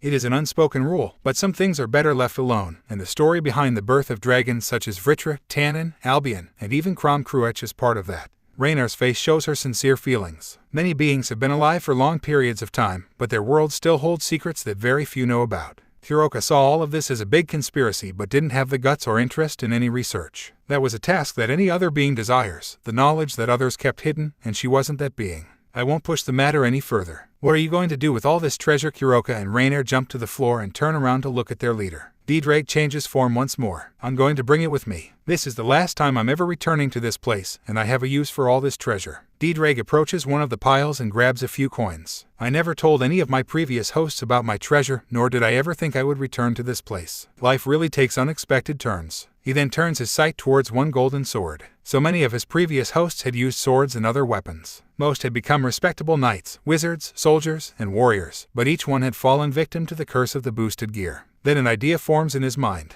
I'm going to need your help, Ddraig says. The girls were drying their clothes with magic before they looked at him. What's the plan? Rainier asked. Ddraig picks up the golden sword. Get as many weapons as possible. I'm going to create a tribute for them in this place. Several minutes afterward, the gold, gems, and other items had been taken into the pocket dimension. The only items left were gold weapons that were stabbed into the floor around the cave. On the back wall, a message had been carved into the wall, in the memory of the previous hosts of the boosted gear. None of them ever asked for the task of being the host of such a troublesome object, but they did and died while fighting a cursed cycle of endless death. Most of you never got an actual resting place, and many have also been forgotten, but I, Ddraig, the Welsh dragon, will never forget any of you or the things you had to sacrifice. This is my tribute to every single one of you and the symbol of the end of the cycle. Their names were carved around the walls, and Issei Hayadu was the last one. 70 centimeters Shihaunomadobar OTTNGRAFFTY. The end of an era and the start of a new one. Kuroka and Rainier watched silently as Ddraig prayed for the souls of those that were trapped within himself. Ddraig, the heavenly dragon, was praying for those that fell to the madness of being the host of the boosted gear. It truly was the end of the cycle for the Red Dragon Emperor. For a moment, Rainier and Kuroka saw the shapes of the previous Dragon Emperors coming out from Ddraig's body. Each of them lacked eyes, but they looked at peace for one moment. It was truly the end of the cycle for them, and each appreciated that Ddraig had decided to end the rivalry that had dragged them to their fates. No more hosts, rivalry, or new boosted gear users, just the end of the legend and the start of a new one. 3 days had passed since they left the cave behind. One would think they would have an easy time finding the rest of Ddraig's treasure, but the dragon knew how to destroy expectations. The trio found themselves in front of the entrance of a forest covered in fog which was located on an island close to the United Kingdom. So, tell us once more why you chose this place and why we can't simply use magic and find the treasure again without wasting time around, Kuroka asked after seeing the forest in front of them. This place is even worse than the underwater cave. She didn't know why, but the place gave her weird and creepy vibes. She couldn't ignore the feeling of someone watching her from within the forest. I have to support Kuroka's opinion. This place is the worst one you could have chosen to hide a treasure. After all, this is the cursed island of Gale. I have read about it, and not even angels can purify this place. Rainier says, the curse on this place is one that can't be eliminated easily, and it keeps increasing in severity with the passage of time. Issei, who was in control, laughs slightly before he replies. This is why it was chosen. The object that was hidden in this place could be defined as pretty unique, and it's something that I, as the Welsh dragon, desired to protect. A curse in this place is troublesome but not impossible to overcome. This makes it the perfect hiding spot for my treasure. Just remember this: don't react, don't evade, don't defend, or attack anything that you see. Ignore everything before you and focus on me while moving forward. If you feel lost at some point, follow my roar. So, you know how to traverse this forest? Kuroka asks. Sort of. It took me 3 weeks to figure out how the curse worked and how to find a place where to hide the artifact. If you forget why I said this before, please run back to the entrance and wait for me there. Close your eyes and just run. Do not engage and turn away. The more you choose to fight, the harder it will become. Flying or magic circles for escaping are obviously also out of the question. The curse affects space and even the passage of time somehow, Issei says as he looks at the entrance. So, how long will it take us to find the treasure before coming here? We bought food and other items, but you didn't say how long we would be here for. Kuroka tries to look beyond the fog but is unable to do so. I don't know. The curse around the forest changes the space, as I said before. The forest is not that big if you look at it from the outside, but once inside becomes massive. Rainier might also know the legend of how this place came to be. Issei turns toward Rainier. I do, Osama. Long before the age of man and before the first wars began, two unspecified gods fought many times. Their hate for each other was so massive that when their last fight ended in their deaths, their pantheon erased their names from the records. Their corpses, which are resting deep within this forest, curse the land. This fog is a product of the curse, and it attracts conflict. The curse eliminated armies, warriors, and diverse groups that came to the island, and once inside, they never returned. Their souls are now trapped within the forest after their deaths, thus increasing the severity of the curse. The curse is attached to the island and is not spreading out, but it's still troublesome. Rainier explains. Nobody remembers them, Kuroka asks. Their names were erased from the records in our minds by the Bible God. We can't remember them, nor there's any sign that could tell us who they were. The other gods also prohibited the mention of their names. They have been practically erased from existence except for the island. Rainier continues. So why not destroy it if it's so troublesome? It would be for the best if it were just destroyed. Kuroka guesses. If the island is destroyed, the curse might spread into the rest of the world. We are talking about a curse created by the death of gods. Their grudges against each other haven't disappeared to this day, and I don't think it will ever end. I also understand now why we waited 3 days before coming here. You wanted us to relax before we entered the forest. Rainier looks at Issei. That is my plan, but it doesn't mean it is foolproof. You two have to focus on just advancing and disregarding anything you see. Nothing is real, but once you engage, it becomes real. The more you fight, the worse it gets, so please stay calm and follow my orders. Issei looks at both of them. The girls look at each other before they nod. If you truly want that artifact, I won't back away just because of my fear, Kuroka says. I'm your ally, and your orders are definitive, Osama, Rainier says, although she mentally kicks herself after falling once more to control the Maid syndrome. Issei feels confident and grabs their hands. Then let us enter, but don't forget my words. The trio steps into the forest, and their bodies are consumed by the fog. But none of them expected the pair of siblings they would find within the massive forest. Inside the cursed forest. Once they set foot inside the forest area, they began to be affected by the curse. What should have been a decent-sized forest began to expand itself even more. The trees grew in size and prevented the sunlight from easily making its way inside, and the fog covered the area ahead of them. So, how are we supposed to find our way through here? Kuroka looks around, and her instincts warn her about the imminent danger. Smell. Pay attention, and you can find the smell of the death gods. The area is distorted, and it may take us several days to reach them, but the smell will guide us there. Just remember my words and walk calmly. Don't rush it, Issei says before he begins to walk while following the smell. A disgusting, rancid smell of dead flesh, and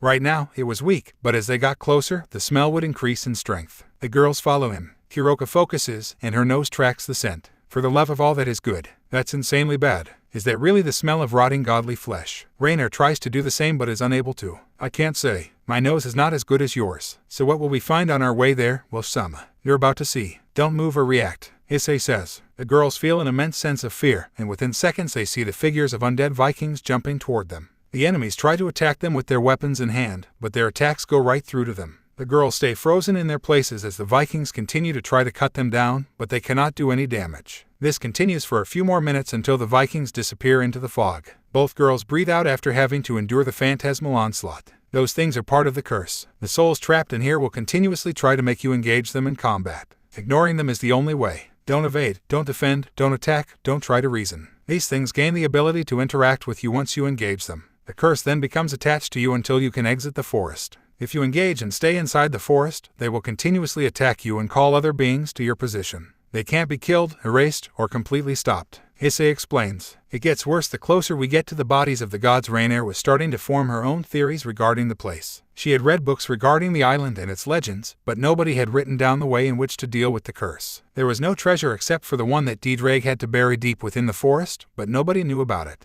Those who had entered this place sought fame and glory, but nobody succeeded. A few beings had reached the bodies, but nobody could handle the curse. It does. First, it's the souls trapped within the forest. Then it starts to create illusions with the use of your memories. Issei turns towards Kuroka. You might see your old master or even your father. Don't let your anger get the best of you. If you need it, turn away and run towards the exit. It's easier to get out. Kuroka thinks about it, and she can't shake the feeling that it might become the worst experience of her whole life. I'm going to try to stay calm. For the task's sake, I will keep my feelings in check. Good, let's get going then. Issei takes their hands and continues to walk through the cursed forest with them. Time passed, and the group encountered many apparitions on their way toward their goal. Giant snakes, World War II soldiers, fallen angels, devils, and many other types of apparitions appeared before them. Each new challenge had to be ignored and disregarded. Their bodies constantly felt an immeasurable amount of danger around them, but somehow they could keep themselves in check. Rainier had a bigger challenge than Kuroka due to her explosive character, and more than once, she had to force herself to bite her lips or outright close her eyes. The sight of former fallen angels attacking her brought memories of Cocoon and the traitors, which increased her anger. Yet through all that, Issei kept holding her hand while guiding her through the forest, which helped her stay in check. While Sama has stayed so calm through all of this, he hasn't twitched or even shown surprise at anything. How much control does he have over his emotions? Rainier was still figuring out who the current Welsh dragon was. Ddraig and Issei were similar due to the influence that Ddraig had on the boy, but they also came from very different backgrounds. Two different beings that had been united by fate. He truly has changed since then. If it were the old Ddraig, he would surely attack everything on sight. Rainier was old. She had been around since the foundation of Grigori and had seen many events through the ages. When Ddraig had shown up that day in front of Grigori, she was sure that her whole faction was going to be erased from existence. She had seen the destruction that he was capable of, and he had never shown any mercy to anybody or any kind of restraint in the past. Ddraig was feared by many for many reasons, but when he chose to spare Grigori and Azazel, she was amazed and in disbelief. But now she was seeing all of this with her own eyes and wanted to see how far this new Welsh dragon could go. Call it personal interest or just her determination to do a good job, but she wanted to see this story until the end, no matter what. On the other hand, Kuroka was hoping to not see her previous master. Kuroka really wanted the mission to go well and that she wasn't forced to escape due to the obvious severity of the situation. As she looks at Issei's hand, she tries to be as strong as the boy. Many types of enemies had attacked them, and Issei had been the one that was seen as the calmest among them. I can't fail on this. He is younger than me and he is doing a lot for me. I need to show that I can hold my own and be an actual member of this team. Kuroka thought, but her senses then noticed something unusual. Issei, I am the only one that is detecting that scent in those auras. No, you're not. Who they are I don't really know, but they clearly don't know what they are doing. He was able to smell not only their but also their powers. They were strong, but none could ever be a match for his team, and the smell also told him that these idiots were young. His ears detected the sounds of fighting, and that clearly told him that whoever it was, they had broken the first and only law of the curse. Should we go and look? Well, Sama, Rainier asked. I don't want to, but they will die if we leave them in here. Remember to stay calm and don't engage until I do.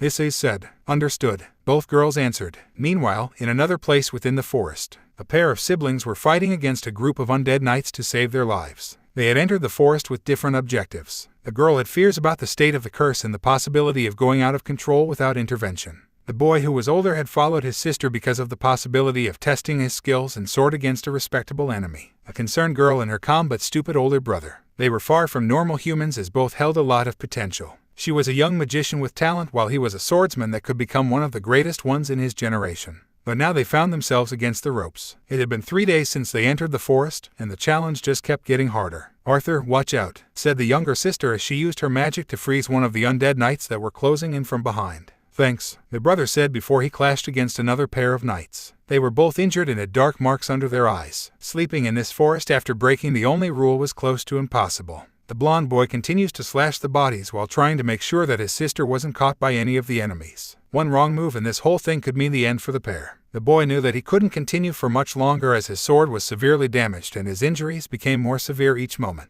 Le Fay, get ready to run. I'm going to distract them and you will use that chance to run away. Oh no, you won't, stupid Arthur. I'm not going to leave this place without you. I won't be the one that tells Elaine of your demise. We're going to escape this together, Le Fay said as she looked around. The enemies just kept increasing in numbers, and their chances continued to dwindle with each second. Please, God or whatever deity that is hearing my thoughts, send us a miracle and I will pay any price, but please send it fast. Le Fay prayed. Maybe luck was on their side that day because 3 figures appeared behind the enemies and made quick work of them before moving too fast for their eyes to understand what happened. Got you. Rainier, grab the boy and heads for the exit. Put him to sleep if it's necessary. Kuroka, try to stay close to me and keep an eye on our backs. The young boy with green draconic eyes said as he grabbed her bridle style and started to run. Who are you? Le Fay asked as she tried to understand what was happening. The group that is saving your lives. Stay quiet, and let us exit the forest before things take a turn for the worst, the boy said. Le Fay looked in amazement as her brother was grabbed like some kind of luggage by a French maid, and her amazement increased after seeing a Nekomata wearing a red kimono running behind them. Issei, they are coming, Kuroka said.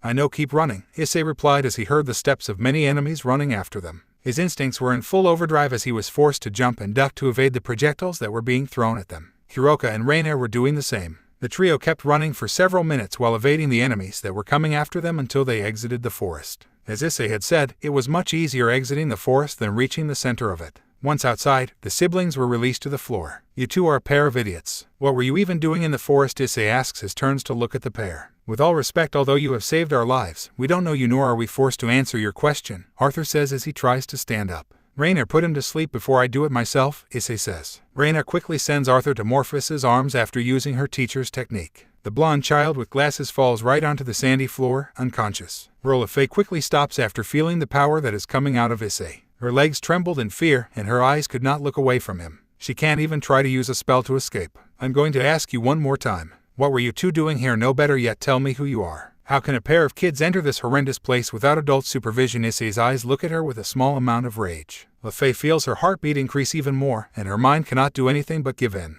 Please forgive my brother. That wasn't his intention. My name is Le Fay Pendragon, and that is my brother Arthur Pendragon. We came to this island 3 days ago due to my research and fears. This island has been here for many centuries, and the legends surrounding it are something my family knows about. I fear that the curse might spread out into the mainland if something is not done, so I took it upon myself to do something about it. I can't let my nation get hurt if I can do something about it. My brother decided to follow me because he believed that he could find a good challenge for his skills within the island, Le Fay says in fear. Issei stays silent for a moment before he grabs his temples. How old are the two of you? I'm 6, almost 7. My brother is 10 at the moment, Le Fay replies. And you believe that a pair of kids was going to figure out a solution for a curse that has existed since before the age of man. How childish. Take your brother away and return home. This is not a place for kids. Kuroka, please heal some of their injuries and get ready to go inside again. We can't waste any more time with these two. Issei turns away from Le Fay and lowers his power. He had the answers he needed, and now he knew that the pair was even dumber than any other humans that had entered the forest before them. Kuroka starts to work right away on the older brother first. Le Fay feels offended, but her mind quickly realizes this group is abnormal. Are you a dragon? What is a dragon doing in here with a Nekomata? And isn't she a fallen angel? She says after she looks into her eyes. Stay quiet and get out of this place. We saved your lives and don't need to answer your questions, Issei says. Oh no, you won't. I thank all of you for helping us, but I did this for the sake of my nation. I won't let normal people get injured due to the island's curse. This thing shouldn't be left alone, and if gods aren't going to do anything about it, I will do it myself as a member of the Pendragon family, Le Fay says, sounding very determined.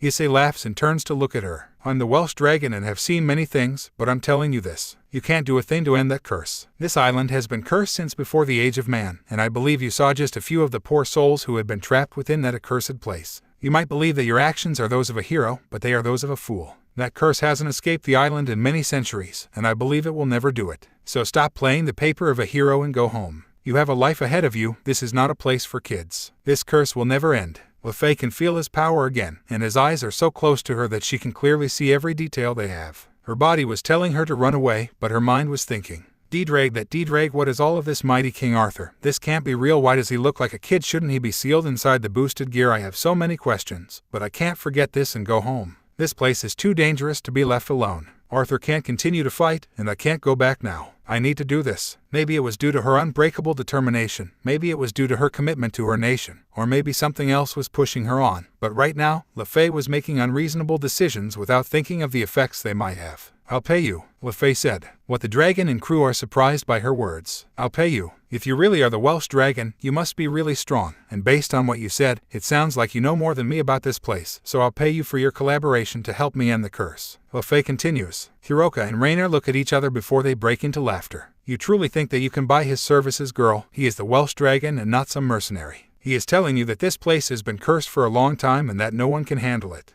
Just give up for your own sake, Kuroka says while trying to pull herself together. Miss Pendragon, with all respect, my partner couldn't be more on the spot. While Sama is not a mercenary, and if he takes a task, I doubt that the currency of your family will ever pay for his services. He is doing this for your sake, so turn away and forget about this place. This is not a curse that can't be easily solved. I have been alive for a long time, and I never saw someone finding a way of stopping it. Gods, devils, fallen angels, not a single one of the factions has been able to do it. Rainier explains. Le Fay looks at the boy, and he shakes his head. Just stop and don't make this even harder. Forget about this place and go back to your home. Le Fay feels even more offended, but her mind also can't let go. Her nation was too important, and she couldn't turn back. She had the same determination as her ancestor, so she was willing to pay the ultimate price for England. I'll pay with my life. If you can take me into the cause of the curse and protect me until I'm done with my research, I will pay with my own life. I'll be yours and yours alone. My body, soul, and whole being would be yours alone if you could help me. I, Le Fay Pendragon, offer my life to the Welsh dragon in exchange for his help with the curse of this island.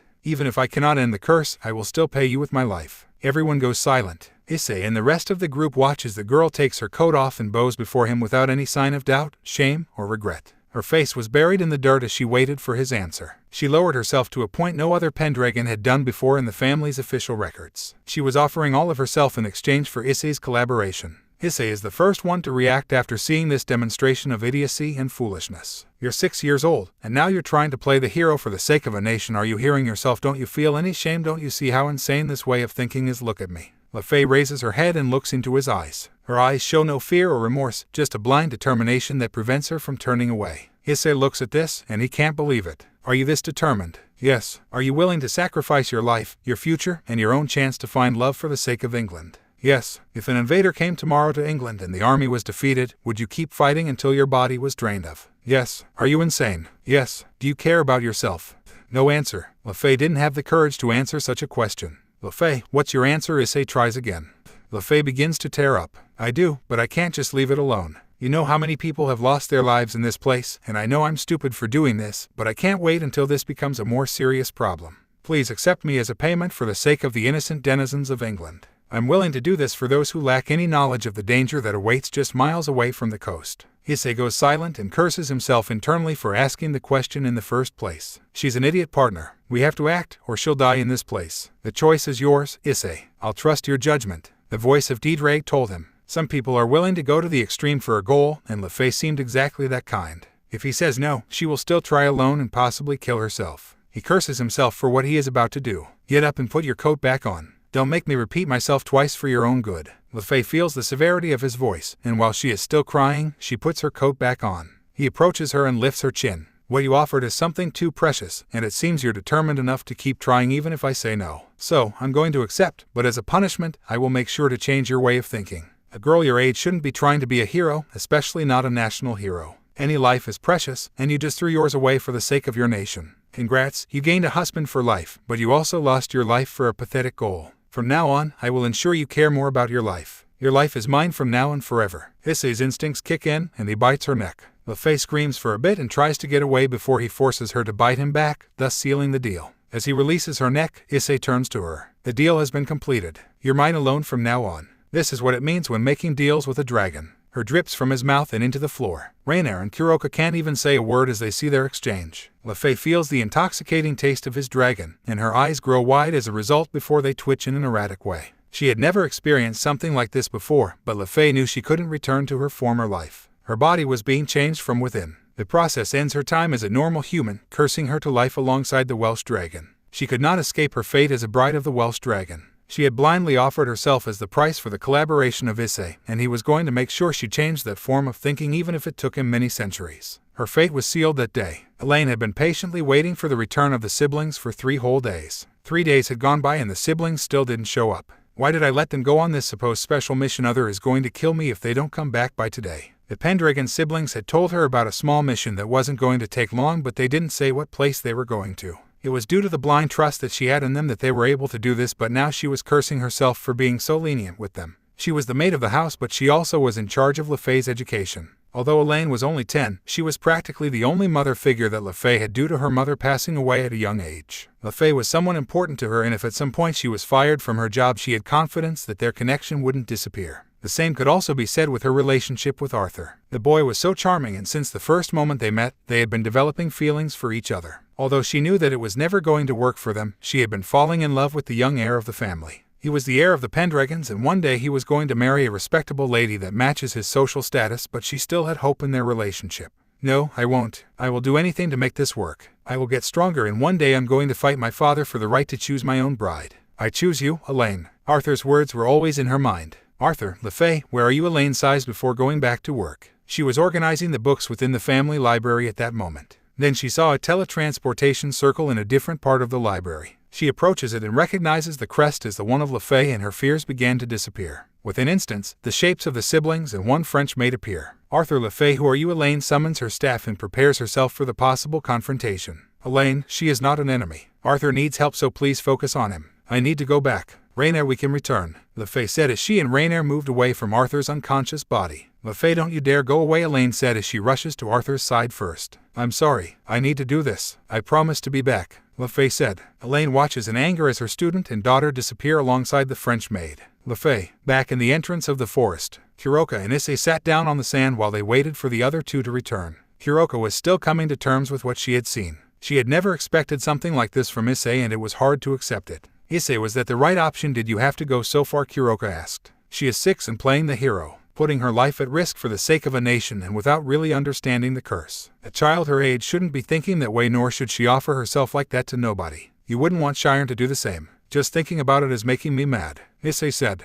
Kuroka stays quiet and thinks about his words. Shirone doing something like what Le Fay did would be insane, and she would surely slap her right on the spot if something similar happens with her. But why not just ignore her? She was going to enter the forest anyway. She was insane enough to do it with her brother, and if I said no, she was going to get herself killed. I wasn't going to have her death on my mind, and I can't just bring her inside the forest because it is the right thing to do. There is nothing right in this situation except for her to give up and turn away, but she wasn't going to do it. What's done can't be changed, and I'm going to make sure that she learns to appreciate her life. I don't care if she is the descendant of King Arthur, a child shouldn't be acting this way. Issei turns to look at the Nekomata. I might seem harsh, but I dislike the fact that a child such as her can just offer her life like that. I'm the Welsh dragon, and she offered me her body, mind, and soul for the chance of reaching the source of the curse. I was 6 when I lost my humanity, and I didn't have a choice. Le Fay had a choice and chose to sacrifice her life and future without a second thought. Kuroka keeps reflecting. She knew about his past, and he had saved her once. He cares deeply about the lives of others and had chosen to save the siblings from certain death, but Le Fay's actions seemed to trigger his anger. Then she decides to see what he would do if she tried to do the same.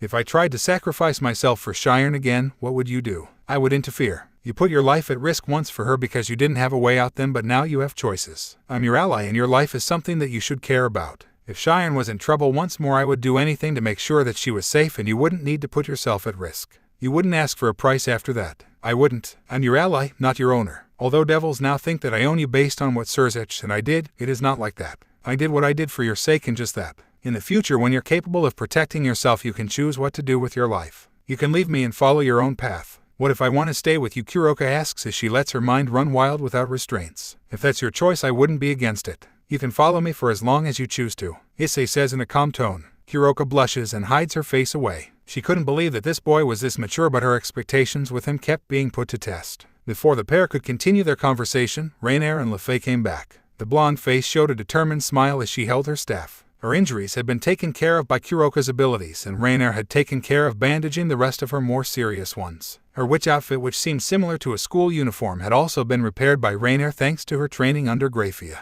A perfect maid should be capable of everything. That principle was drilled into Rainier's core, and she wouldn't be able to make it disappear that easily. Don't smile. I'm still mad at you. Also, give that magic staff of yours. You're not going to need it once we get inside, Issei said. Why, I can't defend myself without it, Le Fay said. This is why not many beings ever reach the core of the curse. There is only one rule that the curse follows, and that is no engagement. Ignoring every apparition is the only way of safely traversing the forest. You two survived by a small margin, and I doubt you were going to get farther by mindlessly attacking and engaging every enemy that appears before you. So, give me the staff and follow my orders, my dear bride. That last sentence had a hint of anger, and his face clearly showed his dislike for the situation that Le Fay had created. Le Fay feels a child running down her spine, and after seeing his face she can clearly understand that she was still deep in the danger zone. Her new husband wasn't happy with her, and it was going to take some time before the situation cooled down. "Understood, darling," she says, although she doesn't get a positive reaction from him. She gives him the staff and lowers her face in shame. "Good." Issei grabs the staff and puts it away. "Now give your hand and stay close to me. No jumping, no evading attacks, no screams, no engagement with the apparitions. I need to reach those corpses as fast as possible, and I don't want to have to exit and re-enter the forest once more. So, if you feel like you need it, just close your eyes, and let me know if you can't keep going at some point.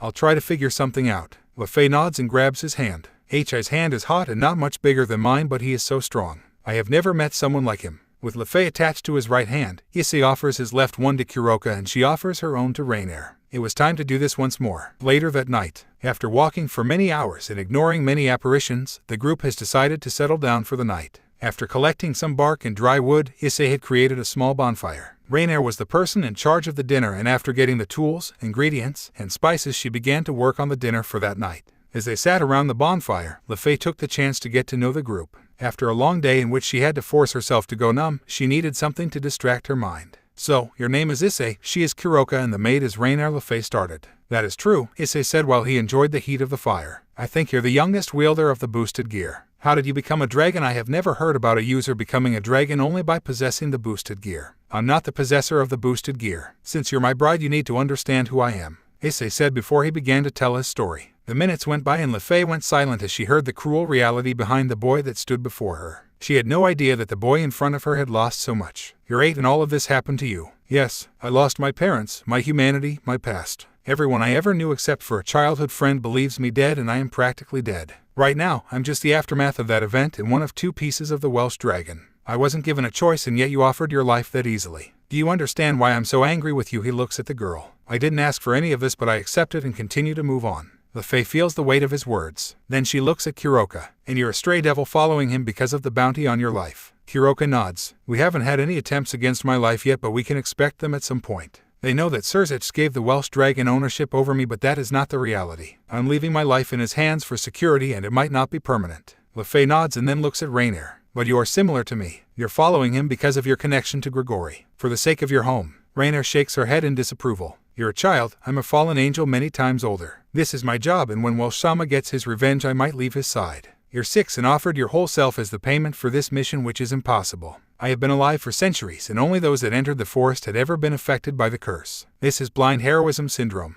You're still a kid and you should remember it, but now you have sealed your future. I don't blame Welshama for choosing to do this and still being mad at you. He asked you to leave and forget about it, but you kept pushing on. You might not feel its effect now, but in the future, you will understand the things you just lost." Le Fay feels even worse now, but she holds the tears back. She was educated by her father to not back away after deciding to act for the sake of England. She was educated to put the future of the nation over her own life. The will of the House Pendragon was to put your own life after the nation. I made a choice, and as a member of the Pendragon family, I won't back away. That's the problem, you no longer can. You will understand one day. For now, let's just eat dinner and go to sleep. I will take the first turn for 3 hours, then Rainier for 2, and finally Kuroka for another 2. After that we will start moving once more," Issei says. Dinner takes place and Issei thanks Grafia from the bottom of his heart for training Rainier so well. Then the time for sleeping comes. Kuroka gets close to Issei and settles down next to him before one of his wings covers her. Rainier takes the other side and leans into his arm before her own wings act as her sleeping sheaths. "Why are all of you sleeping so close to him?" Le Fay asks. "Heat and protection. Nights are cold, and the closer we are to him, the less cold we endure. There is also the danger of enemies, so lower your voice and get close to him," Rainier says before she closes her eyes. Kuroka is already purring like a cat from under Issei's wing. "Le Fay, come here and stop wasting time." Issei pats his legs. The blonde understands and settles down in between them with her head using his as a pillow. Another one of his wings covers her. "You're my second mate now, and although I'm still angry, I won't let you endure the cold. Close your eyes and leave the rest to me," Issei says. She nods. As she settles down, she feels the heat that his body produces. It's warm. Before long, Issei is the only one awake. They had been walking for many hours, and after facing many apparitions, they were finally able to enjoy some rest. But that was far from the truth. Issei could still see and hear them around. They were like predators waiting for the chance to attack. The curse was strong, and since the last time he came to this place, many more victims had fallen to it. Issei knew he needed to stay calm and don't let this place get the best of him, but he also had doubts. Since he met Le Fay, he had been thinking about it. Can this thing be even worse than what I remember? He didn't have the answers, but once they reached the corpses of the deceased gods, they were going to find out.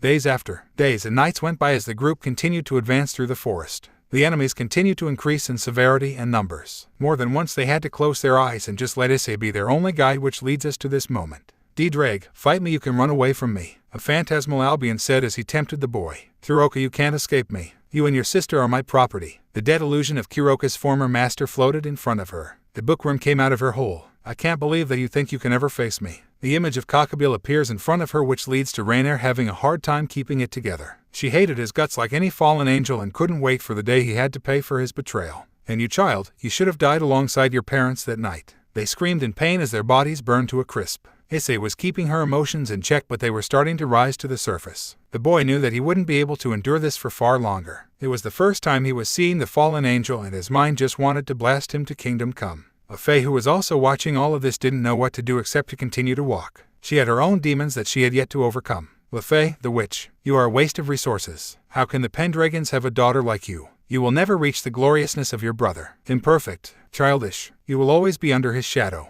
The many ladies of other noble families tempted her to react. They really knew how to trigger her switch, and she was getting close to exploding in anger. How many times she wished for the chance of blowing their stupid faces into oblivion, but Elaine had advised her against it. This situation was really testing each of their wills to ignore their emotions, and not a single one was having a good time with it. The group had been walking for at least 5 days, and they were inching closer to the corpses of the dead gods. The scent of them was so strong that even Le Fay and Rainier were able to smell it. Issei kept dragging them alongside him. Keep moving and focus on me. You can't leave me behind, Ddraig. I was the one that killed them. Bookworm, we both know you will never truly become a respectable fallen angel. I will come back for Shirone and finish what I started. Pathetic excuse for a member of the Pendragons. The group kept walking and chasing the end of this trap. Apparitions kept trying to incite them to engage, but they continued until everything went silent. The apparitions were forced to stop by some kind of unseen barrier as the group continued ahead. Keep moving and follow the scent. We are almost there, Issei said. I feel like throwing up. I have never smelled something so disgusting. Le Fay covered her mouth and nose. It up. This is the thing you wanted, so don't start crying now, Kuroka replied. She was hating every second of this particular part of their trip, but she wasn't going to be the one that messes it up for Issei. Rainier said nothing and just took short breaths as she kept her explosive character in control. Seeing Cocoon and hearing his voice had affected her as much as it did to Issei. She hated his guts because he was her former superior, an important part of her faction, and he had thrown all that away for his selfish goals. The group began to see how the fog dissipated in front of them, and it wasn't long before the group saw the place in which the curse had begun, but instead of the dead gods' bodies, they saw something completely different. A wide-black cocoon stood in the middle, dripped from its outer layer, and it also produced the insane rotting scent that the group had been following for several days. This is not what I was anticipating, Issei admits before turning his sight towards Le Fay. You might be right about your fears, but I doubt you or your brother could take care of that thing. We don't even know what it is, so please stay away from it and don't try anything that might worsen the situation. Rainier, can you take a look at it? Le Fay nods after seeing the fact that Issei is looking quite concerned regarding the cocoon. They had traveled through the forest for days by this point, and finding an unknown object wasn't the goal they expected to reach at the end. She felt slightly happy about being sort of right regarding the curse, but this new development wasn't one that deserves any kind of celebration. Keep it together, Le Fay. This is far from over. It was like looking for a lost active grenade on an old battlefield, and instead of finding just one, they had found a whole field that could be filled with them. A problem on top of another problem. The curse was still active, which meant that this cocoon had to be the source, but how it came into existence was a different mystery. Rainier approaches the cocoon but keeps a certain distance for security reasons. As a former assistant of Azazel, she knew that things like this couldn't be handled carelessly. She lifts a finger to her right ear and begins a call with Grigori after activating a small magic circle. Alcoholic Sum, are you there? Is that what you're calling me these days? You truly have a way with words. How are you, Rainier? Azazel asks. Doing well, but right now we might be in trouble. You remember the curse on Gale Island, right? Are you there right now? Did your little group find something? We are, and we did find something. We have been traveling through the cursed forest for several days while trying to reach the source of the curse. Instead of finding the corpses of the dead gods, we found a Y cocoon. I need your advice. A cocoon, you said. Is the curse still active? Yes, and strong as ever. We were following the scent of the rotting flesh of the corpses, but instead of finding them, we found the cocoon.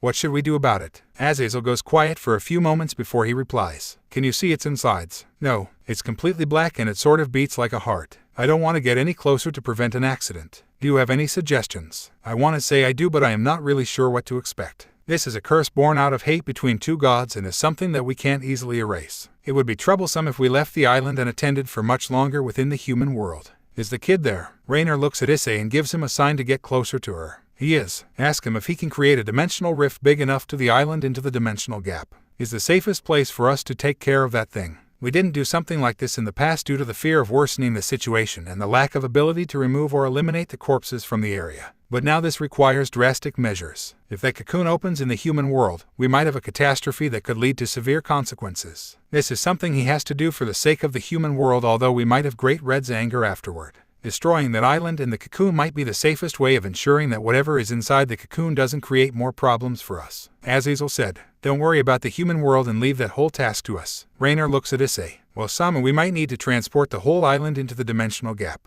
It seems that we might need to destroy the cocoon before it hatches." Issei sighs. "Let me just retrieve the treasure and then we can start to figure this out." Luck is not on my side like always. Raynor nods and the other two members of the team follow him as he walks towards the place where he buried a certain artifact many centuries ago. For now, they were able to ignore the cocoon, but Issei was already expecting the worst possible situation. Whatever was inside that cocoon was going to come out, and regardless of his own desire, he was going to be forced to fight it. Problems were going to chase him down no matter where he went. A leader requires certain skills if he or she strives to be successful. A leader should know his or her own limits and when a situation is beyond its capacity. A leader shouldn't let any opportunity escape, especially if that opportunity leads to eliminating a problem that has been causing struggles for a long time, and Azazel saw this event as such an opportunity. The cursed island of Gale was something that all factions had to ignore due to the troublesome backstory behind its creation and the lack of resources that could finally end the curse. It was a hard task reaching the center of the forest even for himself, who was among the strongest beings at the moment, and doing something with the corpses was outside their capacity. They had tried many centuries ago, but the corpses wouldn't move a single centimeter. Teletransportation didn't work either, and destroying the corpses was a hard no for many centuries. Great Red was strong, but his services cost more than what any faction could pay. Atlantis was the biggest example of making a treaty with Great Red and being unable to pay afterward.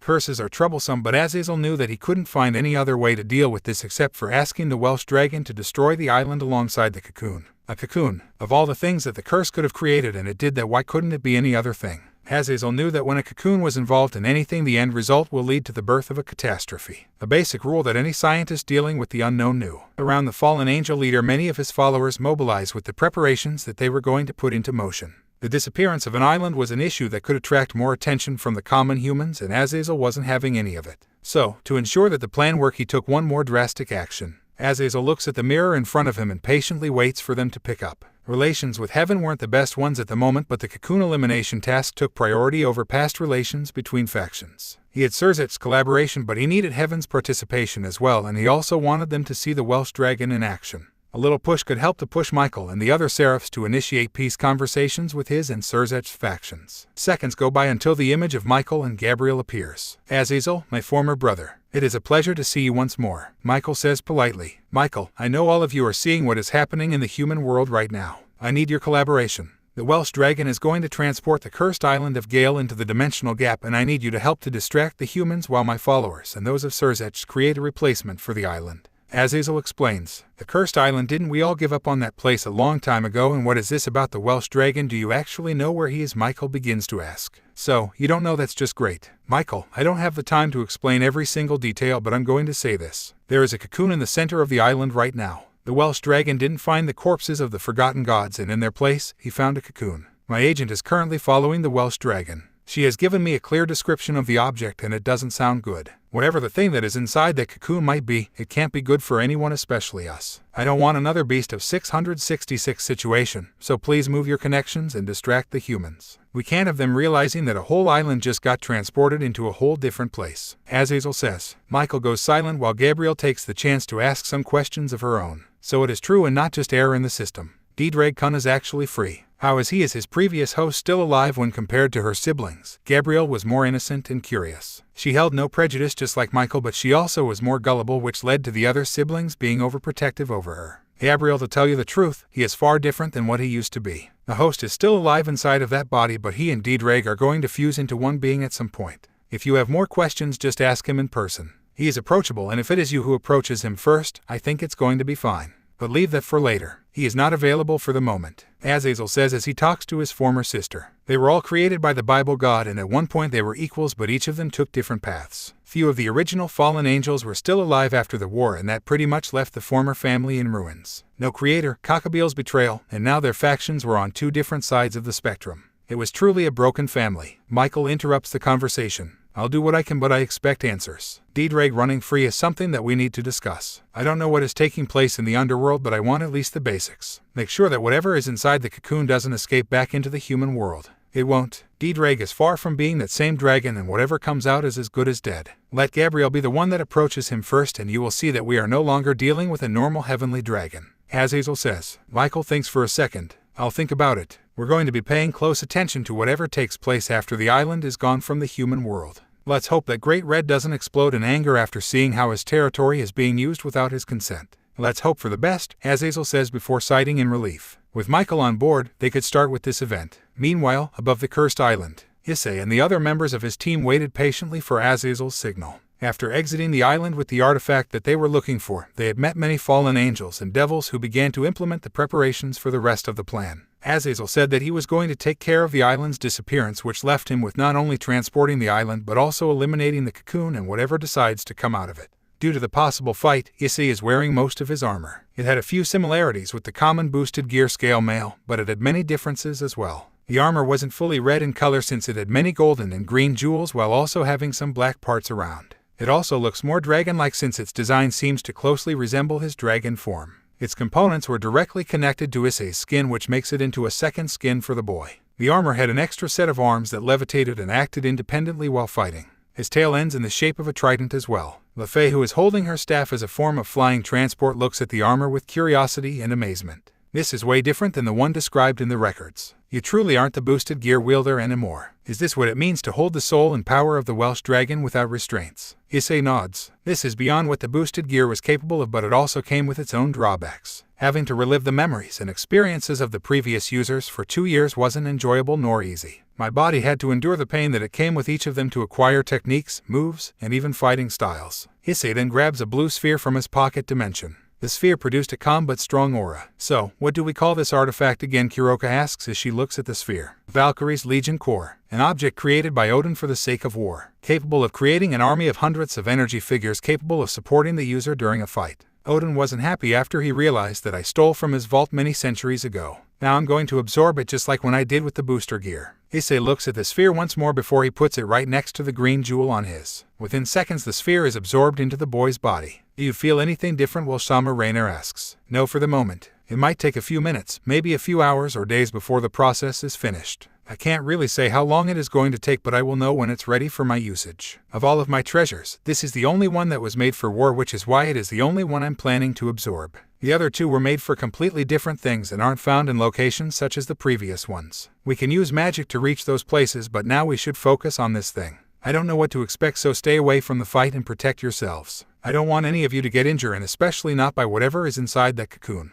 Issei says. Isn't your fire enough to kill anything? Kuroka asks. Never think that way. My flames are effective, but that thing might be something completely different. My flames don't kill strong enemies instantly either. The stronger an enemy is, the longer the fire will take to kill them, so I need to be capable of killing with my hands even if my fire is going to kill at some point. An injured beast can be the worst matchup that one could ever face. So, watch closely the whole fight. The type of enemies that may begin to appear before us in the future can range in variety, and all of you need to get stronger. He looks at Le Fay. Your parents, you and me also need to talk when this is over. There are things we need to discuss, especially regarding your education. I won't forget our meeting for the rest of my long life, and none of our descendants will be taught those values of self-sacrifice as children. I'll make sure of that. Le Fay and Kuroka blush at the mention of descendants. Even if Le Fay knew what having a husband involves, she didn't expect such boldness. Are you thinking about having children this early? On the other hand, Kuroka couldn't get used to such words that easily. He was younger than her, at least in body age, but he had no restraints when it came to saying what he felt. Why are you so bold? Can't you bring it down? It's not easy for me hearing you say such things. Rainer looks at both girls and sighs in disapproval.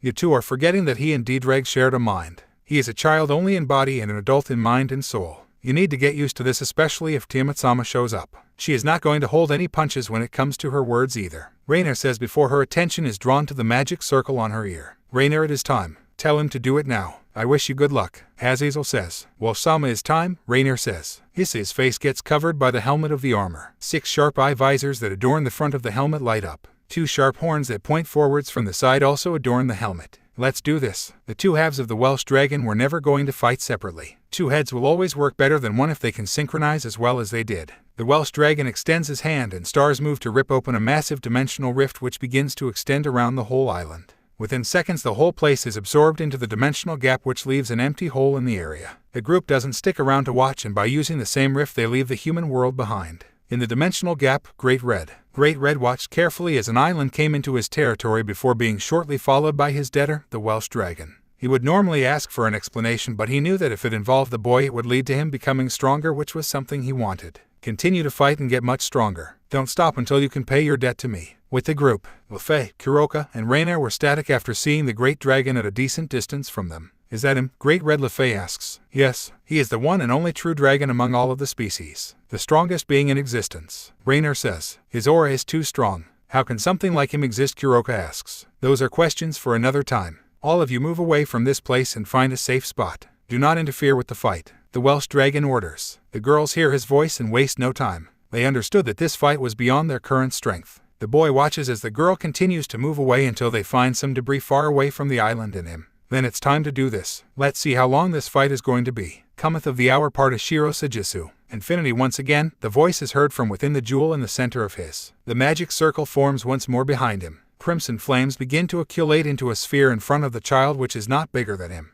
The size doesn't seem to change after a few seconds, but in reality, it was becoming much stronger with each second. The boosted ability had been just an initial stage for the Welsh dragon. Its current main ability, Infinity, applies the exponential increase in power within a short amount of time, with the bonus of not being able to be stopped or affected by other abilities. The longer the fight, the stronger his attacks would become without any drawbacks except for the heavy exhaustion he could endure after a long fight. Off-Eyes and Great Red had created the worst kind of enemy anyone could ever face. The temperature begins to rise incredibly fast, and before long even the girls begin to feel it. The attack continues to gain power until the child deems it right for usage. Take this: the sphere is shot like a high-speed projectile. The attack reaches the island after a few seconds. The island begins to break down into pieces, and those pieces are then absorbed by the sphere of flames until only the cocoon remains. The attack continues to push against the cocoon for a few seconds until the second phase of the attack begins. A massive explosion of flames occurs. The temperature reaches levels that shouldn't be possible. All of the debris trapped within the explosion is incinerated within seconds. The girls gasp in amazement at the attack. Their bodies, which are feeling the effects of the attack, begin to sweat uncontrollably. Kuroka, Le Fay, let's create an ice barrier around us. This is too much heat even for me, Rias says. Both girls nod and start using their abilities to protect themselves from the heat. Meanwhile, heaven. The four seraphs were watching the event, and their eyes couldn't believe that this child was the Welsh dragon. How did all of this happen? Ddraig wasn't supposed to escape from the booster gear. Uriel looks stressed by the fact that a dragon capable of killing gods was free from his prison. I have no idea, but we can assume that the egg Tiamat was protecting for the last 2 years was him. We can even infer that Great Red has something to do with this as well. Michael, how do you want to proceed? Raphael looks at his brother. Michael looks pale after seeing the attack. He knew those flames, he knew what Ddraig could achieve, but he also had many questions. What are you going to do now? Are you the same dragon from the war? I can't let heaven suffer more losses. Another war will be the end of our faction. Michael keeps thinking until he feels the hand of Gabriel. You're thinking too much, brother. We can ask him any questions we want after the fight is over. Azazel assured us that the previous host of the booster gear is still alive, so he didn't steal the body of the child. Just let me be the one to start the conversation. Gabriel says. That is not going to happen, Gabriel. We aren't going to allow you near him without any protection. Uriel says. I'm going with Michael. We know that Raphael is not that approachable due to his cold attitude, and you, Uriel, are too wet-headed. You do remember that you had a small match against him a long time ago before he was sealed, right? Gabriel looks at both of her siblings. Uriel looks offended and mad about the event, while Raphael keeps an indifferent face. Michael sighs. Let's just continue to watch the fight. I feel that this curse has just turned into a problem that might be too hard for even the Welsh dragon to take care of. Back on the site of the fight, the flames began to die down for the most part, but one single thing was still burning brightly. It survived the attack, Issei said as he watched the burning container. Then he felt the creature inside of it. A heart beating like crazy and a power comparable to a ranging deity. Come on out of that cocoon. I can feel you and you can feel me. We both know that you're not something that should even exist. As a reaction to his words, a monstrous dark hand reaches out from within the cocoon. The smell of rotting flesh increases in strength once more. The cocoon begins to break down, thus revealing the creature that dwells within its inside. It was a creature born from the curse, born out of hate and strengthened by the grudges of the souls trapped within the island. An avatar of only hate and anger. Its shape was completely black and almost not humanoid. It lacks any facial features except for 2 deep red eyes. One of its 2 arms was massive and seemed to be formed from the remains of many creatures. Its other arm was in the shape of a blade. His other arm was its lower half, resembles a 4-legged creature with hooves. Although the cocoon had protected it from most of the flames, his body was beginning to be consumed by them, which caused its anger to further increase. God-Shattering Star by Takeru Kanazaki, Rei Kondo, and Hiroki Morishita. The Avatar of Hate roars in anger and points its blade toward the Welsh dragon. Its body was formed by the rotting bodies of the deceased gods, but that didn't mean that it was incapable of giving a good fight. The beast closes the distance between it and the dragon before it tries to cut Issei into pieces. Issei reacts accordingly and evades the attack before kicking the beast across the face, which sends it flying miles away from him. I'm not going to let you escape alive from this. The beast collects itself and charges a beam ray in a matter of seconds before shooting it against Issei. Issei uses his wings to evade the attacks and continues to approach the beast before he sees something that he had completely forgotten about. The apparitions reappear once more, and this time is in full force. Each and every single soul that was trapped within the island began to surround the beast as a sort of army. This also includes the phantom form of Albion and the other figures that the curse created after using their memories against them. If that's how you want to play, you just made the biggest mistake of your short existence, Issei says before his body is engulfed in crimson flames. The jewel on his begins to shine, and before long the flames start to spread out. The flames then begin to form more copies of himself. You have an army and I do as well. Let's see who is the strongest one. The copies roar as an army willing to follow the original one.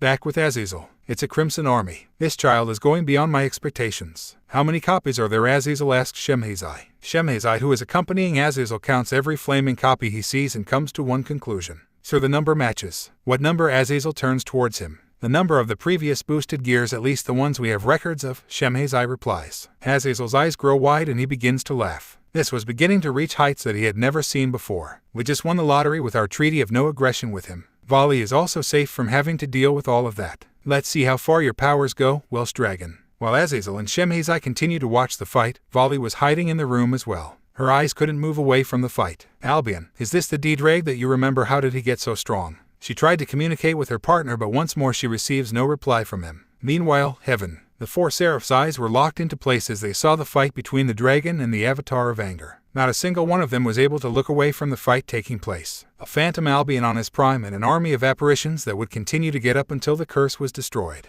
An army of crimson flames, a beast born from the hate between deities, and above all else, one dragon capable of breaking any expectations. Their emotions were in disarray, to say the least. Flashbacks to the war, the losses, and the death of the Bible God came back. They couldn't deny that each one of them, including the innocent Gabriel, feared the Welsh dragon at the moment. Michael, we can't face him, Raphael said. I know, I have always known. Michael replies. So, a treaty of non-aggression with him is our safest option. We have no other option against all that power. He is far too much for us, and I don't think that the other pantheons can do much. Thor might be strong, but even he said that Ddraig was an opponent he preferred not to face again after what happened in the past war. Uriel said, I know, but is that going to be enough to buy his collaboration? We need more information, and Azazel might be the only person that can give it to us. Michael says, what about Ascalon? We have the sword, and it's an offering of peace that not everyone can give. Gabriel says, after thinking of ways and how to approach the situation. Maybe, but it would mean that we are losing one of the few artifacts that can hurt a dragon, Uriel replies. Uriel, we can't fight him. We don't want an enemy like that. It took 3 factions, gods, devil, fallen angels, us, and our creator to bring him and Albion down. Our creator is dead and we don't have the strength to face him.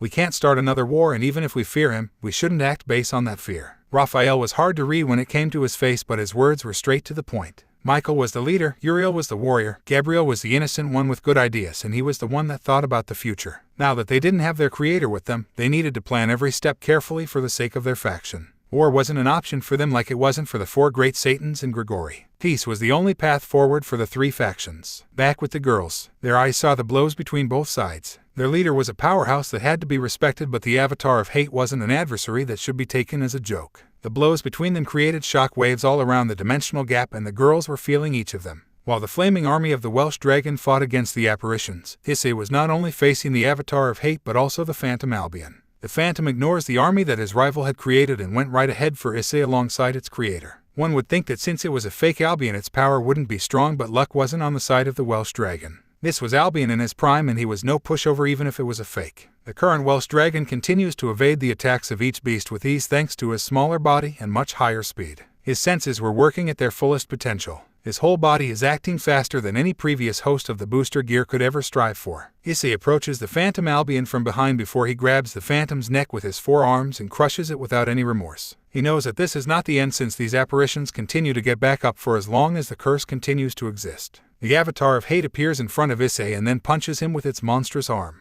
Issei blocks most of the impact with his arms but still suffers heavy amounts of internal damage. He coughs within the armor but he ignores the pain and fights back against the avatar. He connects several punches and kicks against the beast as they fly around the dimensional gap at impressive speeds while their armies continue to fight against each other. The apparitions try to eliminate the flame copies of Issei but the flames don't burn out. The site is taken out straight out of the deepest part of the underworld where sinners are punished for all eternity. The apparitions are burned to ashes every second before returning once more just to repeat the cycle. They scream in pain just like if they were alive but are unable to escape from their fate as they are crushed, burned, cut into pieces, and exterminated like pests by the burning army. The Flames copies created weapons out of their own flames which make them even harder to oppose and defeat. The girls can't watch away. Not even Rainier, who had survived the wars from the past, can turn away. Not even the impaled sight of the phantom cockabeel was able to bring her some joy. Rainier, is this the level we have to reach one day? Kuroka asks. Yes, if we're going to follow him, we need to become as strong as those flaming copies. We have to be faster, sharper, and more determined than our current selves if we strive to fight alongside him. Rainier admits, he's going to be hard but it's not impossible. We need to break our limits or we're going to be unable to follow him. This has to be only the beginning of a long path. Kuroka and Le Fay's respiration slow down. They reflect on what they are seeing. They knew they were weak but they had never experienced such a sight in all of their lives. I need to become far stronger than this. He is in a whole different dimension than me at this moment and I need to catch up with my own powers. The strongest Nekomata is what I need to become. Kuroka tells herself, Elaine, I have met the strongest guy I have ever seen. My eyes still can't believe what I'm seeing but I know is true. As his bride, I need to strive to surpass even you, my teacher. I now understand those words, Issei. My life is no longer mine to do as I please. Le Fay began to understand what she had lost. Her heart and body were reacting to her husband, thus confirming her thoughts. She sold her soul and life to someone that lives in a whole different dimension of power. As a bride of the Welsh dragon, she was going to need to be much stronger and maybe she would never return to her nation. The life of the human Le Fay had stopped for good. She had truly lost more than what she expected and now she was coming to terms with it. Point of view, Issei. His power continues to increase with each second but he was noticing the reality of the current fight. His right arm creates a fire spear and he stabs it right into the of the beast. The avatar of hate screams in pain but continues to fight back by trying to slash him with the bladed arm. Issei evades the attack and flies away when he feels the presence of the phantom Albion right on top of him. You're not alive. That body feels pain and has a heart that is beating but you're not alive. You are the curse. A curse that's just using the bodies of those gods as a puppet and a way to continue to exist. The boy kicks the phantom Albion in the head with all of his strength which leads to his total decapitation. You can copy his strength but the endurance of this copy is pathetic. This is just a fake. Issei flies down and approaches the beast before stabbing its bodies with a few more spears. The beast screams even more. The flames are covering its whole body but the beast continues. He then stabs the of the beast with his tail and then drags an undead heart that becomes ashes after losing its connection to the main body. He then decides to end the fight with the only choice left. Hate, you hate me. You hate everything. You're born from hate and that's the only thing you know. Issei transforms into his dragon form. He grabs the avatar of hate with his claws and looks at it one more time. You might have been stronger if we left you alone but I'm not giving you that chance. My flames are taking too long to end the job so I'm going to end this curse with a more direct method. His massive jaws open. Rows of burning sharp teeth await the meal of a lifetime. In one simple move, he consumes the undead body alongside the curse. He bites down on the avatar of hate and chews its meat for some minutes. The phantom Albion tries to attack him but he easily mutilates his body with his tail. The difference in sizes was more easily to see now. If Great Red was still the biggest one of all the dragons, the current Welsh dragon was in easy third place with Off-Ice taking the second one. The massive dragon continues to chew down until he stops and begins to absorb the flesh puppet and curse into his body. In Grigori, did he just eat that thing? Azazel asked. I didn't reply and just walked out of the room. His stomach was in shambles after that sight. Vali came out of her hiding spot and just hugged the old fallen angel. Vali, what were you doing here? Azazel asked after seeing the girl. He received no reply from the girl as she shakes in fear after seeing what the Welsh dragon did with his opponent. Azazel didn't hear any tears but he quickly understood that this had left an impression on the girl. He pats her head. Don't fear him. He has a reason and we know he would never do something like that to you. Never fear him or anybody, my dear child. Strive to be strong like him so that you can protect everything you care about. Azazel consoles his daughter while he also continues to watch the massacre. Truly an event that left a mark on Vali. With the four seraphs, if the previous fights and clashes between the adversaries had made them scared, this final move had sealed the deal for them. There was no way they wouldn't accept a peaceful approach with the dragon. If he wanted the sword, he was going to get it no matter what, and if that failed, they were going to need something else that could seal the deal. Call Azazel right now, Michael. We need all the information we can get. Raphael said. Michael began to do it right away and Uriel looked completely paled. Gabrielle ignored her brothers and began her own preparations for the future meeting with the Welsh dragon. I can't wait to meet you too. I hope that we become friends. She looks at the image of the dragon mutilating the Phantom Albion.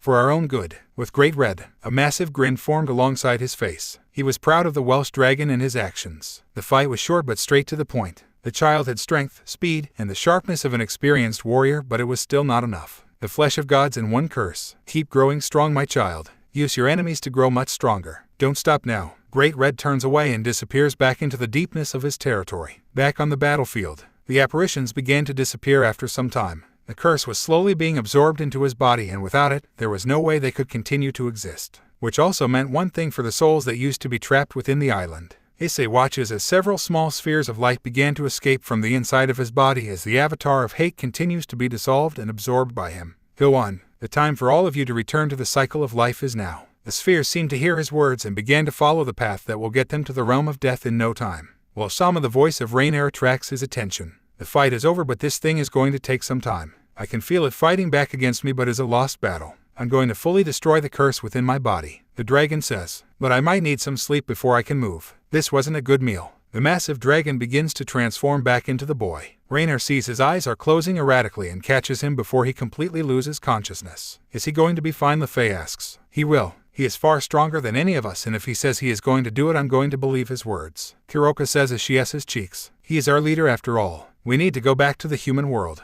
Our trip is far from being over. Rainier says, we should go back to my house. I imagine that Dad and the others are still waiting for my return. He also needs to talk to them, and I don't know how that is going to go. Le Fay admits. With a curse taken care of, the group began to move. A meeting with other Pendragon awaited them, and there was also the first time they were going to ever meet the Seraphs. But a far more important event awaited the Welsh dragon. The fate of Mikhail's descendants was still unknown to him, but his last living descendant might be the only hope he would ever get of paying back for the cruel fate that had to destroy the life of his previous host.